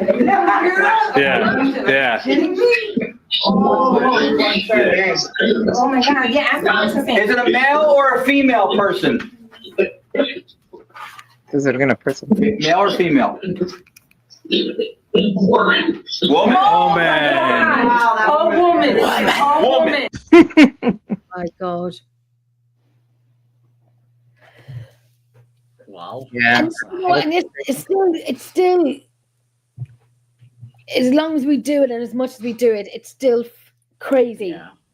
Yeah. It's absolutely crazy that you still hear them and have a conversation with them. Aaron is saying, did they dig? Well, actually, they're digging now. They found artifacts, but they're still digging. They had someone go in there with what is it called? Ground penetrating radar. Mm-hmm. And he found 2 spots where it looks like there can be someone buried there. And the reason why he knows that is because he went to a cemetery. And what was the size? Yeah, they found 2 chasms that were 2 foot by 8 foot, which would be a body buried without a casket. Right. And he had done a cemetery not too far away in Pennsylvania where they found over 150 unmarked graves that had the exact same dimensions, 2 foot by 10 foot. Yeah. So they're still working on it. It's part of what's going on right now. So we'll probably get some kind of an update on where it is when we go back March 22nd. March 22nd and April 5th, we're going to be back there filming again with them. That would be brilliant for an update on that one. Oh yeah, it would be amazing if they found something. Oh my God. So this is this next one is if you can see it, this is a partial representation of what we're running. There's a lot of things that you don't see on the screen. I just can't fit them all. Right. This was one rendition of it. So we said we think we're communicating with consciousness. Even individuated voices. We'll get asked sometimes, well, then how could there be voices that seem to be talking to each other and within one mind? Again, I refer to when you dream and you have multiple characters in the dream who interact with each other in their own voices. So we think that then from that you can deduce that one mind is capable of doing that, and they're just each individual, maybe autonomous complexes within thought that are able to communicate independently, perhaps as you would perceive in your mind during a dream. But this tells us on this clip that what we're communicating with is consciousness.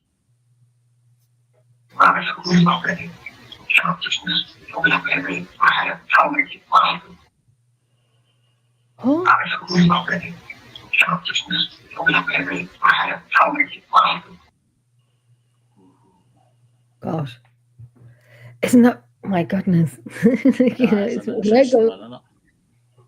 So when I go quiet and speechless, it's kind of I'm listen. It's just I saved this one for last. I'd have to. Oh, is this the one that I want Chris to hear? Yeah, this is the one. This is the one that I was talking about. That I heard not all the voices, but I heard a lot of the voices in the background. You hear me repeating it. But that is the reason why we do now the Digital Seance Initiative, because when we were doing that, a lot of people were missing the voices because they were opening up snacks and doing this and doing that. So now we have a more quieter setting to do it. Right. Because nobody was hearing what was coming through. So Okay, that's me saying don't breathe, don't walk, Don't open your bag of chips. Don't. yeah. No, It drives me crazy. I know when you're about to do an EVP session and someone's like moving, don't move. Stay still like a statue. I reminded before in a session, I am your friend, but when it comes to Emerald, when it comes to sessions, I am your worst nightmare. Yeah, I'm the same. If you I remember one guy was breathing through, his nose was whistling, he was breathing, and I said, "Open your mouth." Open your mouth. Okay, you may be a little more extreme than me. I am all that in a bag of chips. I said that I've been. I give him the death stare. I give him the stare. I give him the stare, and I give him the stare. I do. Yeah, kind of like you gotta stop. You gotta stop. All right, so this is the one she described before. You hear her in the background calling out stuff because she hears everything. I don't hear everything, but I hear even with noise. We call it damnation because that said, this is not a compilation. This is literally one voice on a rant for a minute, over a minute, about a minute in length. Yeah. Yeah. Absolutely. Yeah. I've never seen a ghost box do this. I don't think the sweeping modality of spirit communication can do this, because if we're correct, and we think so, but if we're correct that resonance with the noise is how they become audible, then it would explain why ghost boxes have shorter messages that have a brevity to them. Because every time it hits a station, even if it's sweeping in milliseconds, 10 to 150 milliseconds or whatever, every time it hits a station would be like if we were on a phone call and I kept intermittently hitting the mute button. Right. They're no longer availed to the resonance every time it hits a station. So I think there could be longer messages that are coming through boxes, but they don't get access to the rest of the message. Where the method itself actually inhibits the length of what you're getting. That's what we think. Again, I've never seen a ghost box do this. This is just about a minute long. It's not a compilation. This is one voice complaining. We think the message from our interpretation is that it's metaphoric. When it says demons, we don't think it means horned winged creatures. We think either it means personal demons that you have maybe, or I think more specifically, and you kind of alluded to it earlier in the show. I think it was Christopher that said it. The demon stuff that has just permeated the paranormal landscape, especially on Demon Tube, formerly known as YouTube. I think it's so much of it there. I think this message is to say not to celebritize or glorify that. It's not the right thing to do. I think that's the message. And just to let you know, this is the home of where the clown mask is. Just to let you know. Yes, it lives right there. Yeah. If you walked in the direction that those chairs are facing, opposite that screen, that's where the case is. Yeah. Oh, I'm so intrigued. Like really. So this is called Damnation, and you shall hear why. Oh yeah.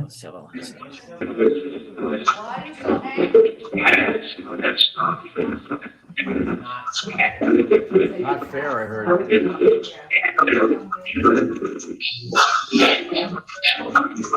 we're doing. Well, is it easier?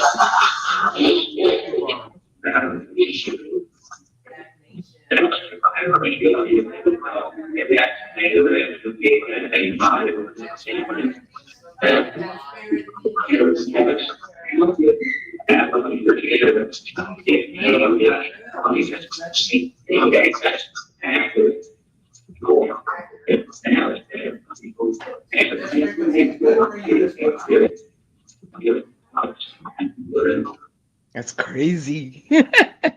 Hello.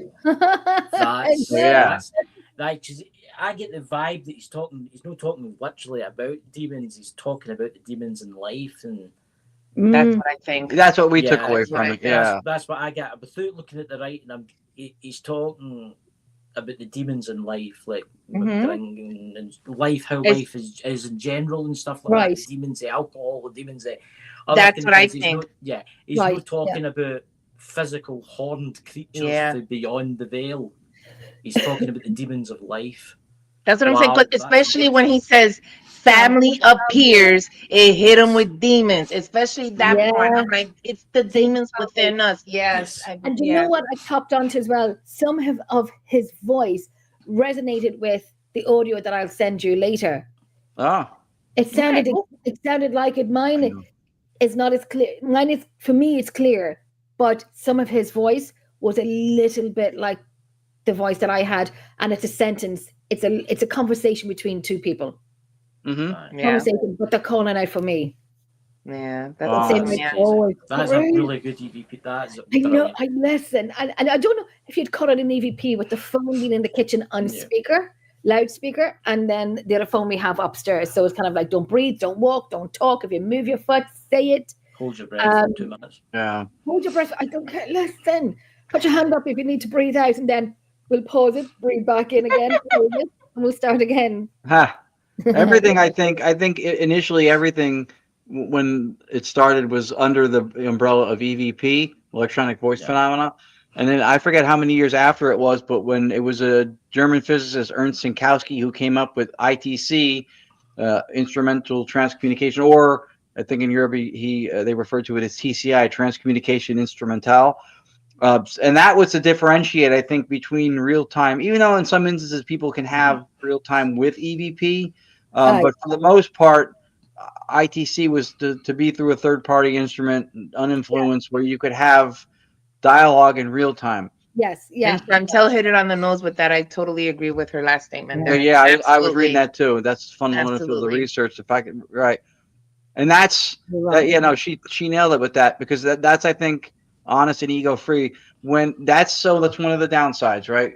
You have the whole throwing out the baby with the bathwater thing. So when this field that was closeted, you couldn't even talk about it to family or friends or in public, when it Yeah. became more mainstream because of Yeah. TV and media, Yeah. along with that came a pedestrian level respect for what it was, how it was being done, and then when it inherited a level of celebrity involved, which now today with social media, a lot of times is predicated on followers and an audience you have online.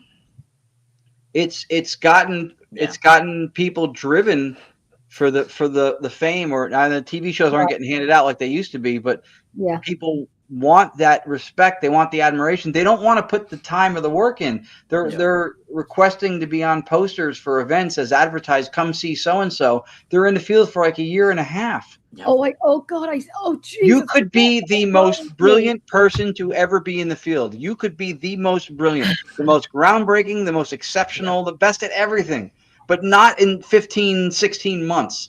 You still have to develop the time and the education. They don't want to do that because TV shows have casted people who have become important in the field, and a lot of times, again, because they sell tickets, you go to a Paracon, and the speaking or the lecture schedule consists of people whose only credentials are that they were on a TV show. Yes. And it's interesting because, like, with me, I was, like I said, I was born into it. I'm at home, man. I don't 50 something. I can't even remember right now. But all those experiences that I had, I wouldn't have never been comfortable speaking out there, because even though I know that it existed, I don't really know what's going on, or I didn't understand it. Yeah. Once I met him and started doing the work and started Bernardo Kastrup and listening to him, now I have a better understanding of what's actually going on, that I feel like I have now something to really offer people to be able to help them. Yeah. But other than that, without putting in the work, what was I going to offer except, my stories? But there was nothing behind that, That's Yeah. it. Yeah. That's 18 years. And when people say to me, and I hate the word expert, I hate it. I think, Chris, you called me expert last week, and I said, oh, don't you love the word expert? No. What annoys me in the paranormal field, there's a lot of fakery goes on. That's what really pisses me off. And I there is people out there like Jenny, for instance, that is a really good ghost investigator, right? That really puts the time and effort in, and does all the stuff. and you get maybe a few hundred views. But then there'll be one guy that goes out with his team and they burst through the doors of the building, they start swearing and shouting. Yeah. Obscenities I don't like that, because as me as I can see the dead, they don't like that. The spirits do not like when somebody bursts in through the door and starts shouting and screaming and calling them. How would you like it if you're sitting in your house and somebody burst in through the door and started shouting and screaming and calling you all the names? I know they'd be. Yeah, there's a lot of fakery too. There's a lot of fakery going on, but people fall for it. People fall for it. It's all this demon. Look, I'm going to say this now. I know people that do exorcisms and things like that. Demons are not as popular. Demons are not as out there as people think they are. Yes, they maybe exist, but what I'm saying is there's no one in every single house in the entire Exactly. Yeah. It's true. It doesn't happen. It's rare. I mean, yes, it happens, but it's rare. In the new I'm book, going to get that book. I'm going to order that tonight. Chapter 14, demonic hypocrisy. And I talk about the same thing. There are people who will say it's too much demon stuff, and they will bastardize Zach Bagans from Ghost Adventures as the poster child for it. I'm not saying that they don't have a case there, but then they will advertise, support, and promote people who, and there are some people in the paranormal field, you may even know who some of them are, who I've heard personally are fantastic, sweet people, but their YouTube is cluttered with, I saw a demon, I played chess with a demon, I swam naked with a demon, don't watch this at home, demons having a souffle, demons with Cheerios, and I'm like, it's a clickbait. It's clickbait. Yeah, if you encounter demons on a daily basis like that, I'm telling you, your health will be at risk. Your health will be at risk. That's so afterlife contact. I'm going to get that tonight. Iron Fire Nurse. Yeah, this is my 5th one. There's 5 out. This is the newest one. And if you're familiar with Bernardo stuff, actually one of the people in this workshop with Bernardo Castrop that I'm in, who's very familiar with idealism, also just read it, and very much liked. I guess I'm applying it to the paranormal in a way. I guess it hasn't been done before, because I don't think metaphysics is something that resonates in the paranormal field. Hopefully, through us being ambassadors, which is, I think, for anything you mentioned about convincing people, even of the paranormal. I think, and it's funny because when I talked to Dr. Bernardo Castrop, that was part of our conversation, was not to approach idealism, and we've done the same with the paranormal, as an activist, but as an ambassador. He said, I never... The link beautiful. I appreciate it. I've never changed or influenced anybody's mind. I've only just spoken something that either resonated with them, but something they may have already felt and not realized they thought it before, and kind of simmered on it, or you plant the seed, and maybe later on they come to their own realization, and then it perks up. But people will will push back against if you take an activist position to try to push this stuff on them. Right. That's it. You only say your experience. What I remember being in Dublin about 2-3 weeks ago, and I got a cab from one station over to another station. So he said, "So you're off for the weekend?" And I said, "Yeah, I'm going down to Cork. I'm going to investigate." And he goes, "What are you investigating?" And I said, "Paranormal." I said, "I run a paranormal team," and so on and so on. We had a great conversation because he had a really amazing experience of finishing work one night. He was driving home and he braked because somebody ran across the road, but there was a wall there. Yeah. And he said, "You could see what clothes he was wearing." And I'm like, I love that happened. I love it because so then we had a great conversation, because you don't know how many people would have experiences like this, but just don't say it anymore. And so when they meet somebody like me, it's kind of like, "You're one of me. You're one of my people." And I know there's a lovely woman now, and I'm trying to get her onto my show. She's from Dublin, and she's had a fantastic, well, when I say fantastic for me, not for her, experience, and I know, in her home. And she put up a post on a woman's page that I'm on, and she was saying about, ghosts and so on and so on. And I jump in, obviously. And then when she mentioned it, about 200 flies in her kitchen. And the pest control. Well, listen, I was on the phone to her, and I'm like, "You don't know me, but I'm Jenny. And, you can check me out. You can check any reference you want. I kind of need more to this." And I said, when she mentioned the flies, and pest controls come in, and couldn't find the source of these flies coming in, but there was a very negative story before that about her sister, and so on and so on. And I said, I need to talk to her. She thinks I've forgotten about her, but if she's watching, I'll be on to you tomorrow. Wow. I want her on my show because an authentic, real haunting, and she doesn't live there anymore now. Other people live there, and I think the same thing is happening. So, we have the air code of where the house is. We're looking at the land, the history of the land before the houses were built. I think they were built in the 60s, so they're not old at all. We want to know what the land Makes is. you wonder what's underneath the houses. That's right. the question. You want to know what the land is. So it's homework and history of what that place is. What devils for doing it. Devils for doing it.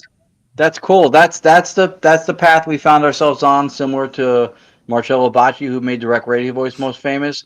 And when you do stuff like what you're describing now, that for us is the best part. Like the thing we mentioned with the mentioned cookies stuff. We've been, when we bring it out of the house, it's not about us. Sometimes we can get something personal that comes through for us. We don't look for it. Obviously, we can't control what comes through, but we bring it out for everybody else, which you just said. Yeah, it's a feeling I can't even describe when you give that person that experience, and not us, but that we are doing the method and that experience happens to them. It's an amazing feeling. That's the payment. It's validated. Yeah, it's validated for them to say you're not crazy. You did see it. I'm jealous you got to see it. Love that you got to see it. And and these people would not joke about you or kind of like, you're crazy, there's no such thing as ghosts. I'm like, oh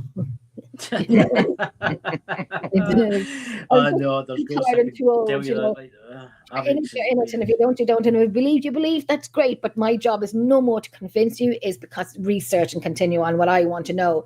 And what really drives me insane is the one who's still sitting on the fence. And I'm like, I'm going to push them off the fence. Push them off the fence. Maybe this is something you can say. You can and you can do whatever you want.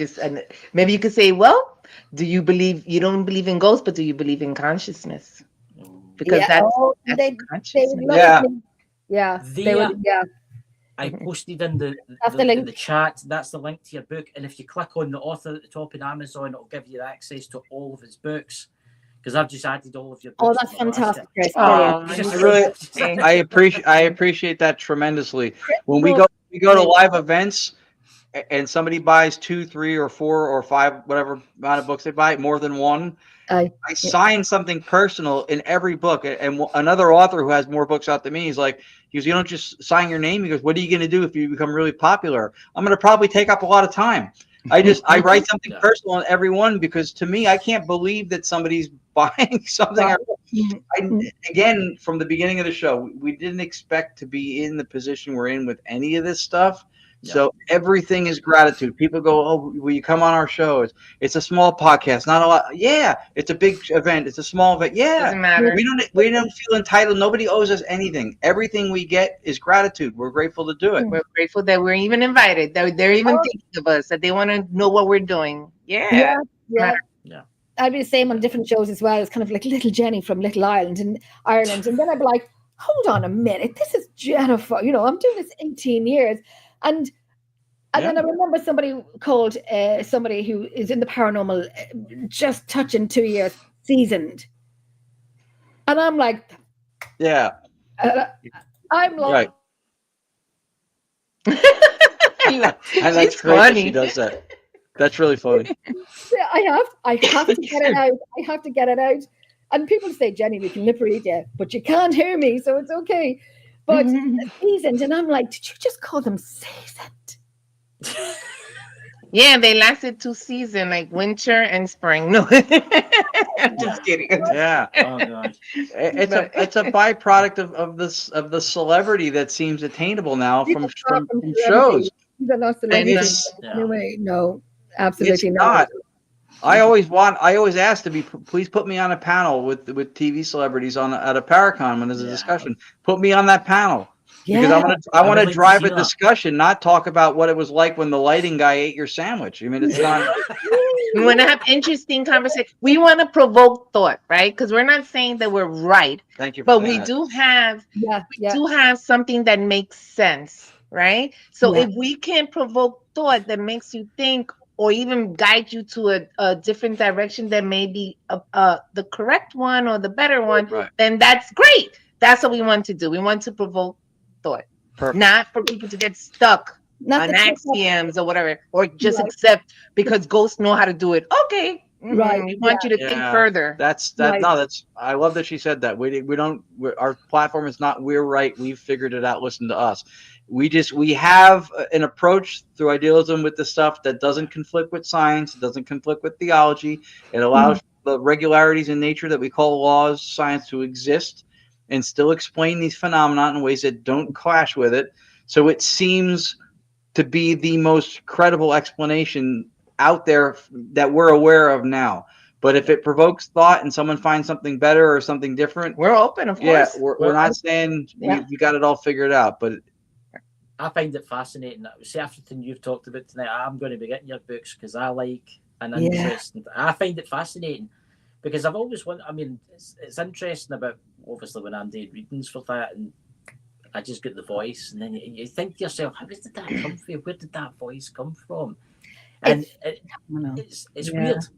I would recommend, honestly, to watch Bernardo Castro. He has courses online on analytic idealism. And just from my perspective, from having, predictive dreams and whatever else happened in my life with the paranormal as far as spiritismo and physical mediums, right? So when I heard him and what he was talking about, he truly changed my life because he made sense of all of that, plus my normal experiences, he made complete sense. It opened me up to think further. So he's easy to, he's not a hard person to understand because he actually has a learning disability. So he caters to the general public that he uses words that make sense. I'm sorry? My daughter has learning disability as well. Right. And he's brilliant. He's a brilliant man. 2 PhDs. Yeah, he's a brilliant man. But the thing is the way he speaks is very easy to understand. Yeah. And he's changed my life. He made sense. So now I'm able to think further. Like, and his name is what's his surname? Bernardo Castro.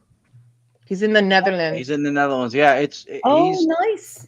Yeah, he's a cool dude. He's changed our entire platform for how we approach the paranormal and everything. Put his name on the. Can you put his name on the comment? I can put it in the comments. Yeah, and I've been studying this stuff for a couple of years. He has 11 books out. I've read all of them. I've read his academic papers. And then I introduced Lourdes to him. Is that him there? Bernardo Castro? Is that him? Is that him? No. No. No. Actually, it's funny that somebody else came up. Yeah. Somebody else. I'm gonna look him up right now so you can see. I'm spelling it here though. Did you put doctor maybe, or maybe that? I don't know why the capitals didn't come out in his name. That bothers me. Yeah. Maybe put doctor and maybe. Oh, there's a Bernardo Castro books. What I'm sure that's him. Let me see if there's a picture of him. There it is. Oh, there you go. There we go. I don't know why I went 3 times, but there it is. Oh, they won't show a picture of him. Okay, let me see. That's him. And so one of the things that I feel extremely grateful and blessed with is that 2 of the people that influenced my paranormal journey and how I see it were Dr. Annabella Cardoso, who I learned direct radio voice, which led to the method we do now. I've gotten to become friends with and talk to her. And recently I've gotten to actually have a conversation on a call like this with Dr. Bernardo Castro. I've gotten to talk to him also. So he knows about what it is we do. And so it was him. Yeah, that's him. Oh, wow. Okay. Right. Found him. You found him? Yeah. Oh, you did? Okay, cool. Yeah. Bernardo, and Donald Hoff and Ironfire mentioned too. Yep. Yeah, both have explanation for reality is amazing. Yep. Yeah, there's a good friend of mine in Netherlands, and he does a lot of the spirit boxes, portal boxes, echo boxes, and he does a lot of them. So I did tell him about the show tonight to watch in as well. I think he's away for the week. What's his name? That's correct. That's correct. Yes, he is. Wow. No. Okay. More books to add to the collection. I'll bet. The weather here. So Iron. What is it? Iron Fire Horse. I don't know if you watched the courses for analytic idealism, but if you're into it, he probably has. But if you should really watch them because those are great. I'll be watching them tonight. I'll probably spend my day tomorrow watching them because tomorrow is Sunday and I'm doing nothing. I think I've got my work done. It's fascinating. You start looking at the paranormal as normal. Nature's doing what it does, and then our experience with it. It takes time to sink in. The aha moment for me where I wasn't applying it, because a lot of times, yes, those courses are free. I think you can get them on probably available on YouTube. And maybe on the Essentia Foundation site also. So look up analytic idealism courses, and you should.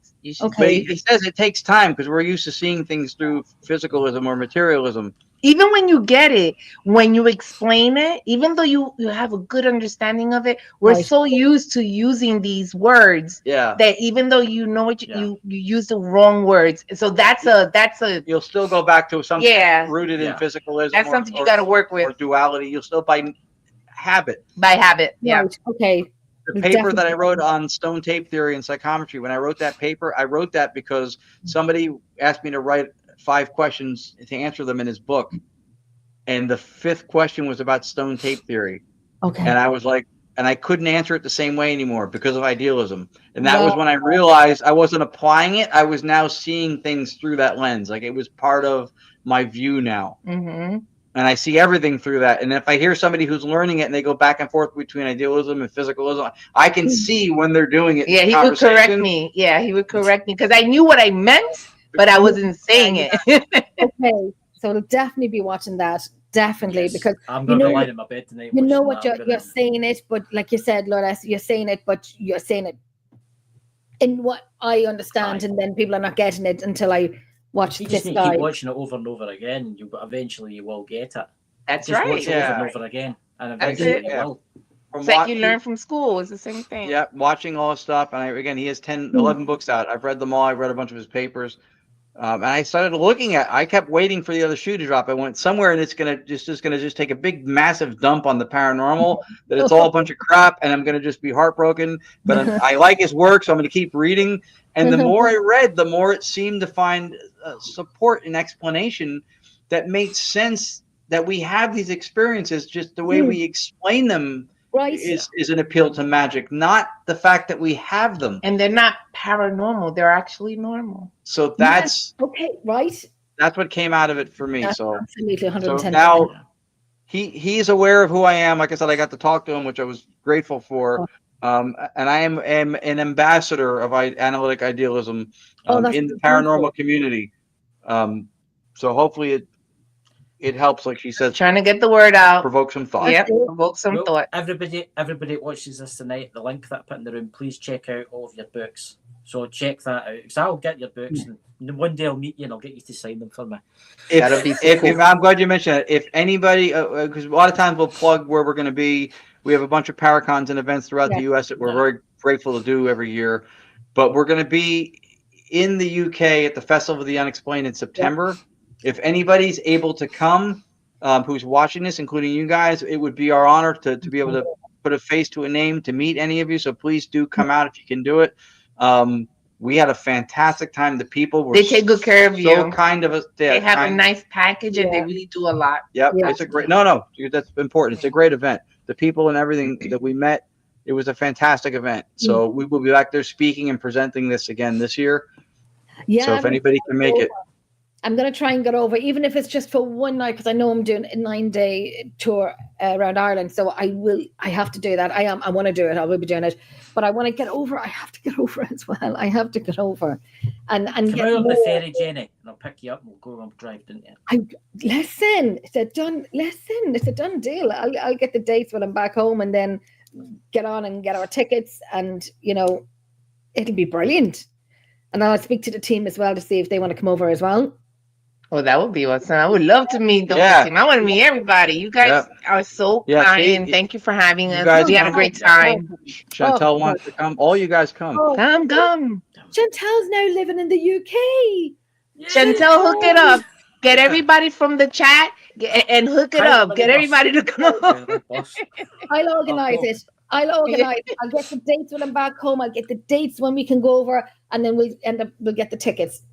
I'll get it organized. I'll speak to my team as well. Chantel, come on, girl, it's locked and loaded. And Chris, you can drive. Everybody has their assignment, okay? Yeah, I'll have to hire a big bus. Pick us up too. Yes, we'll pick you up. Pick us up. Just drive across the Put pond. the mad vehicle, you know.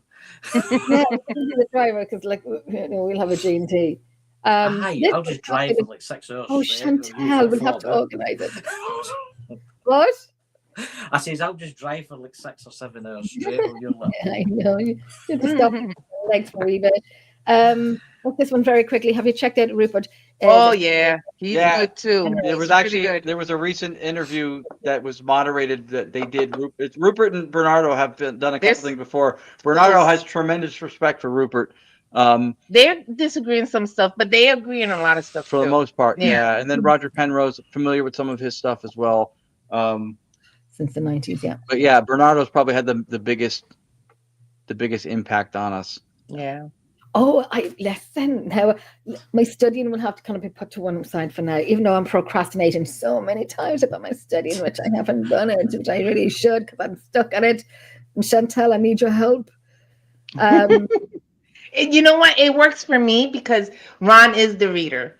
So it's hard for me to pick up a book. I mean, once I pick it up and if I'm focused, I'll do it, but it's very hard for me to start.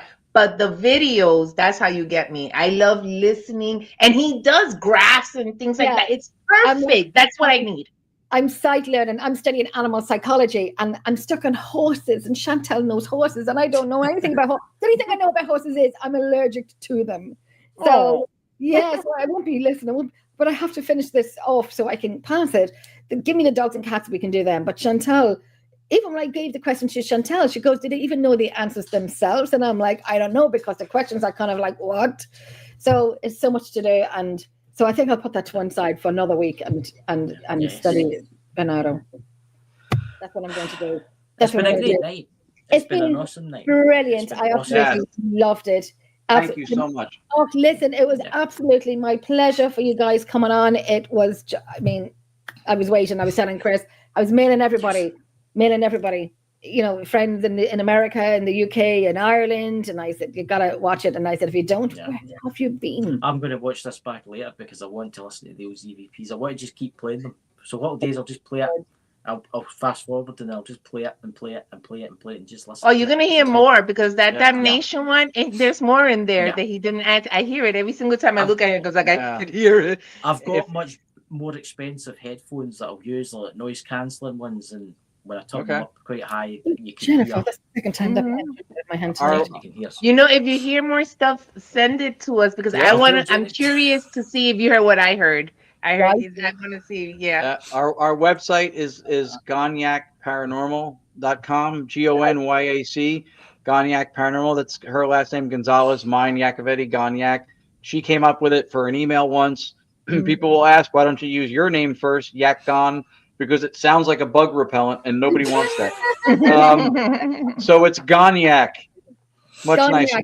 Gonyac Paranormal. Yeah, it was a cute thing like I've gone yak. See, that was my cute little romantic little thing, and he stole it. And our YouTube is also if you look Gonyac Paranormal on YouTube.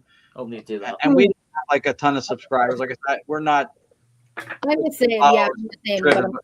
But we have stuff there to watch, and then our website has information and stuff on us. The 3 of the academic papers I mentioned I wrote are on there under the essays. What I want to do is I want to send you over my video and my audio. Have a listen to it. If you want to stay in the background, stay in the background, and I'll send it over to you in the background because I want to see your I want to see your faces. Cute. If you have like 5-10 minutes spare, I'll throw them over to you in the inbox, and then you can watch video and listen to audio. But they're fantastic, and I loved your opinion on it as well. I'm very passionate about them. I like them. Yes. That's great. Yeah, send it over. I will. So I want to say to everyone, thank you so much for coming in, joining us, watching, sharing, liking, share. Watch it again. Share it out because a lot of people need to hear this. Know these people's names. Know the authors' names as well. And, you know, a little studying on what we do helps. You know, being in the field is great. Yeah. Listening and learning from other people who've been in it longer is fantastic because, you know, I'm doing it a very long time, but I still don't know. We've still got many things we don't know, and we probably will never know until our time is up. You know, Chris, Sorry, Chris. This is for you. This is for you now because you have to say this. Mhm. What's this? What's on the screen? Because Chris always goes, "Oh, Jenny." Oh, Jenny! A wee bit of the Highland for you there. That's what she always gets. Yeah, she Shazzy- wants me to put my Mrs. Doubtfire on personal. Shazzy, this is not this one tonight. Shazzy wants to read in Chris. No, I'm not doing any readings. No This reading. member's taking over me. I'm not doing any more readings until tomorrow night. Shazzy wants to read in. That's so funny. I've got packets of tarot cards lying all round about me everywhere. Aye, Wait, they're very tomorrow good. night. Very good. Here we go. So we are going to say, Lourdes and Ron, thank you so much for coming on tonight. I appreciate it so much. We are going to try and get over to the UK and come over to Ireland. Come over to Ireland. Oh, There's so many fantastic places here. So many. We're in Lepcastle at the end of next month. That place is second to none. And then Wicklow Jail the month after that. Yeah, so we're doing fantastic locations. And I love going back to the same location time and time again because it's research at the same location time and time again. You're making up a story and report. Shazzy, you're Irish. It's the only way to be, Shazzy. It's the only way to be. I want to live in Ireland. What about the Scots? I know. Where are the Scots? Come on, you got to represent for Christopher. Get over. Right, I'm going to bring us into the background. Goodbye, everyone. My dog knows. My dog knows. Yeah. I can't feel my legs, but there we go. I want to live in the street. She wants to live. Okay, Rosa Bear. Rosa. That's my dog. That's my I have 5 dogs. Your Rosa, dog Mama, agrees. come in. It's the end of the show. Right, yeah, she knows. I'm going to bring us in the background. Stay there for 5 minutes, and I'm sending it on. Everyone, thank you so much. We'll be back on, I think, next weekend. Christopher, thank you so much. Love you. I'll see you all later. Bye.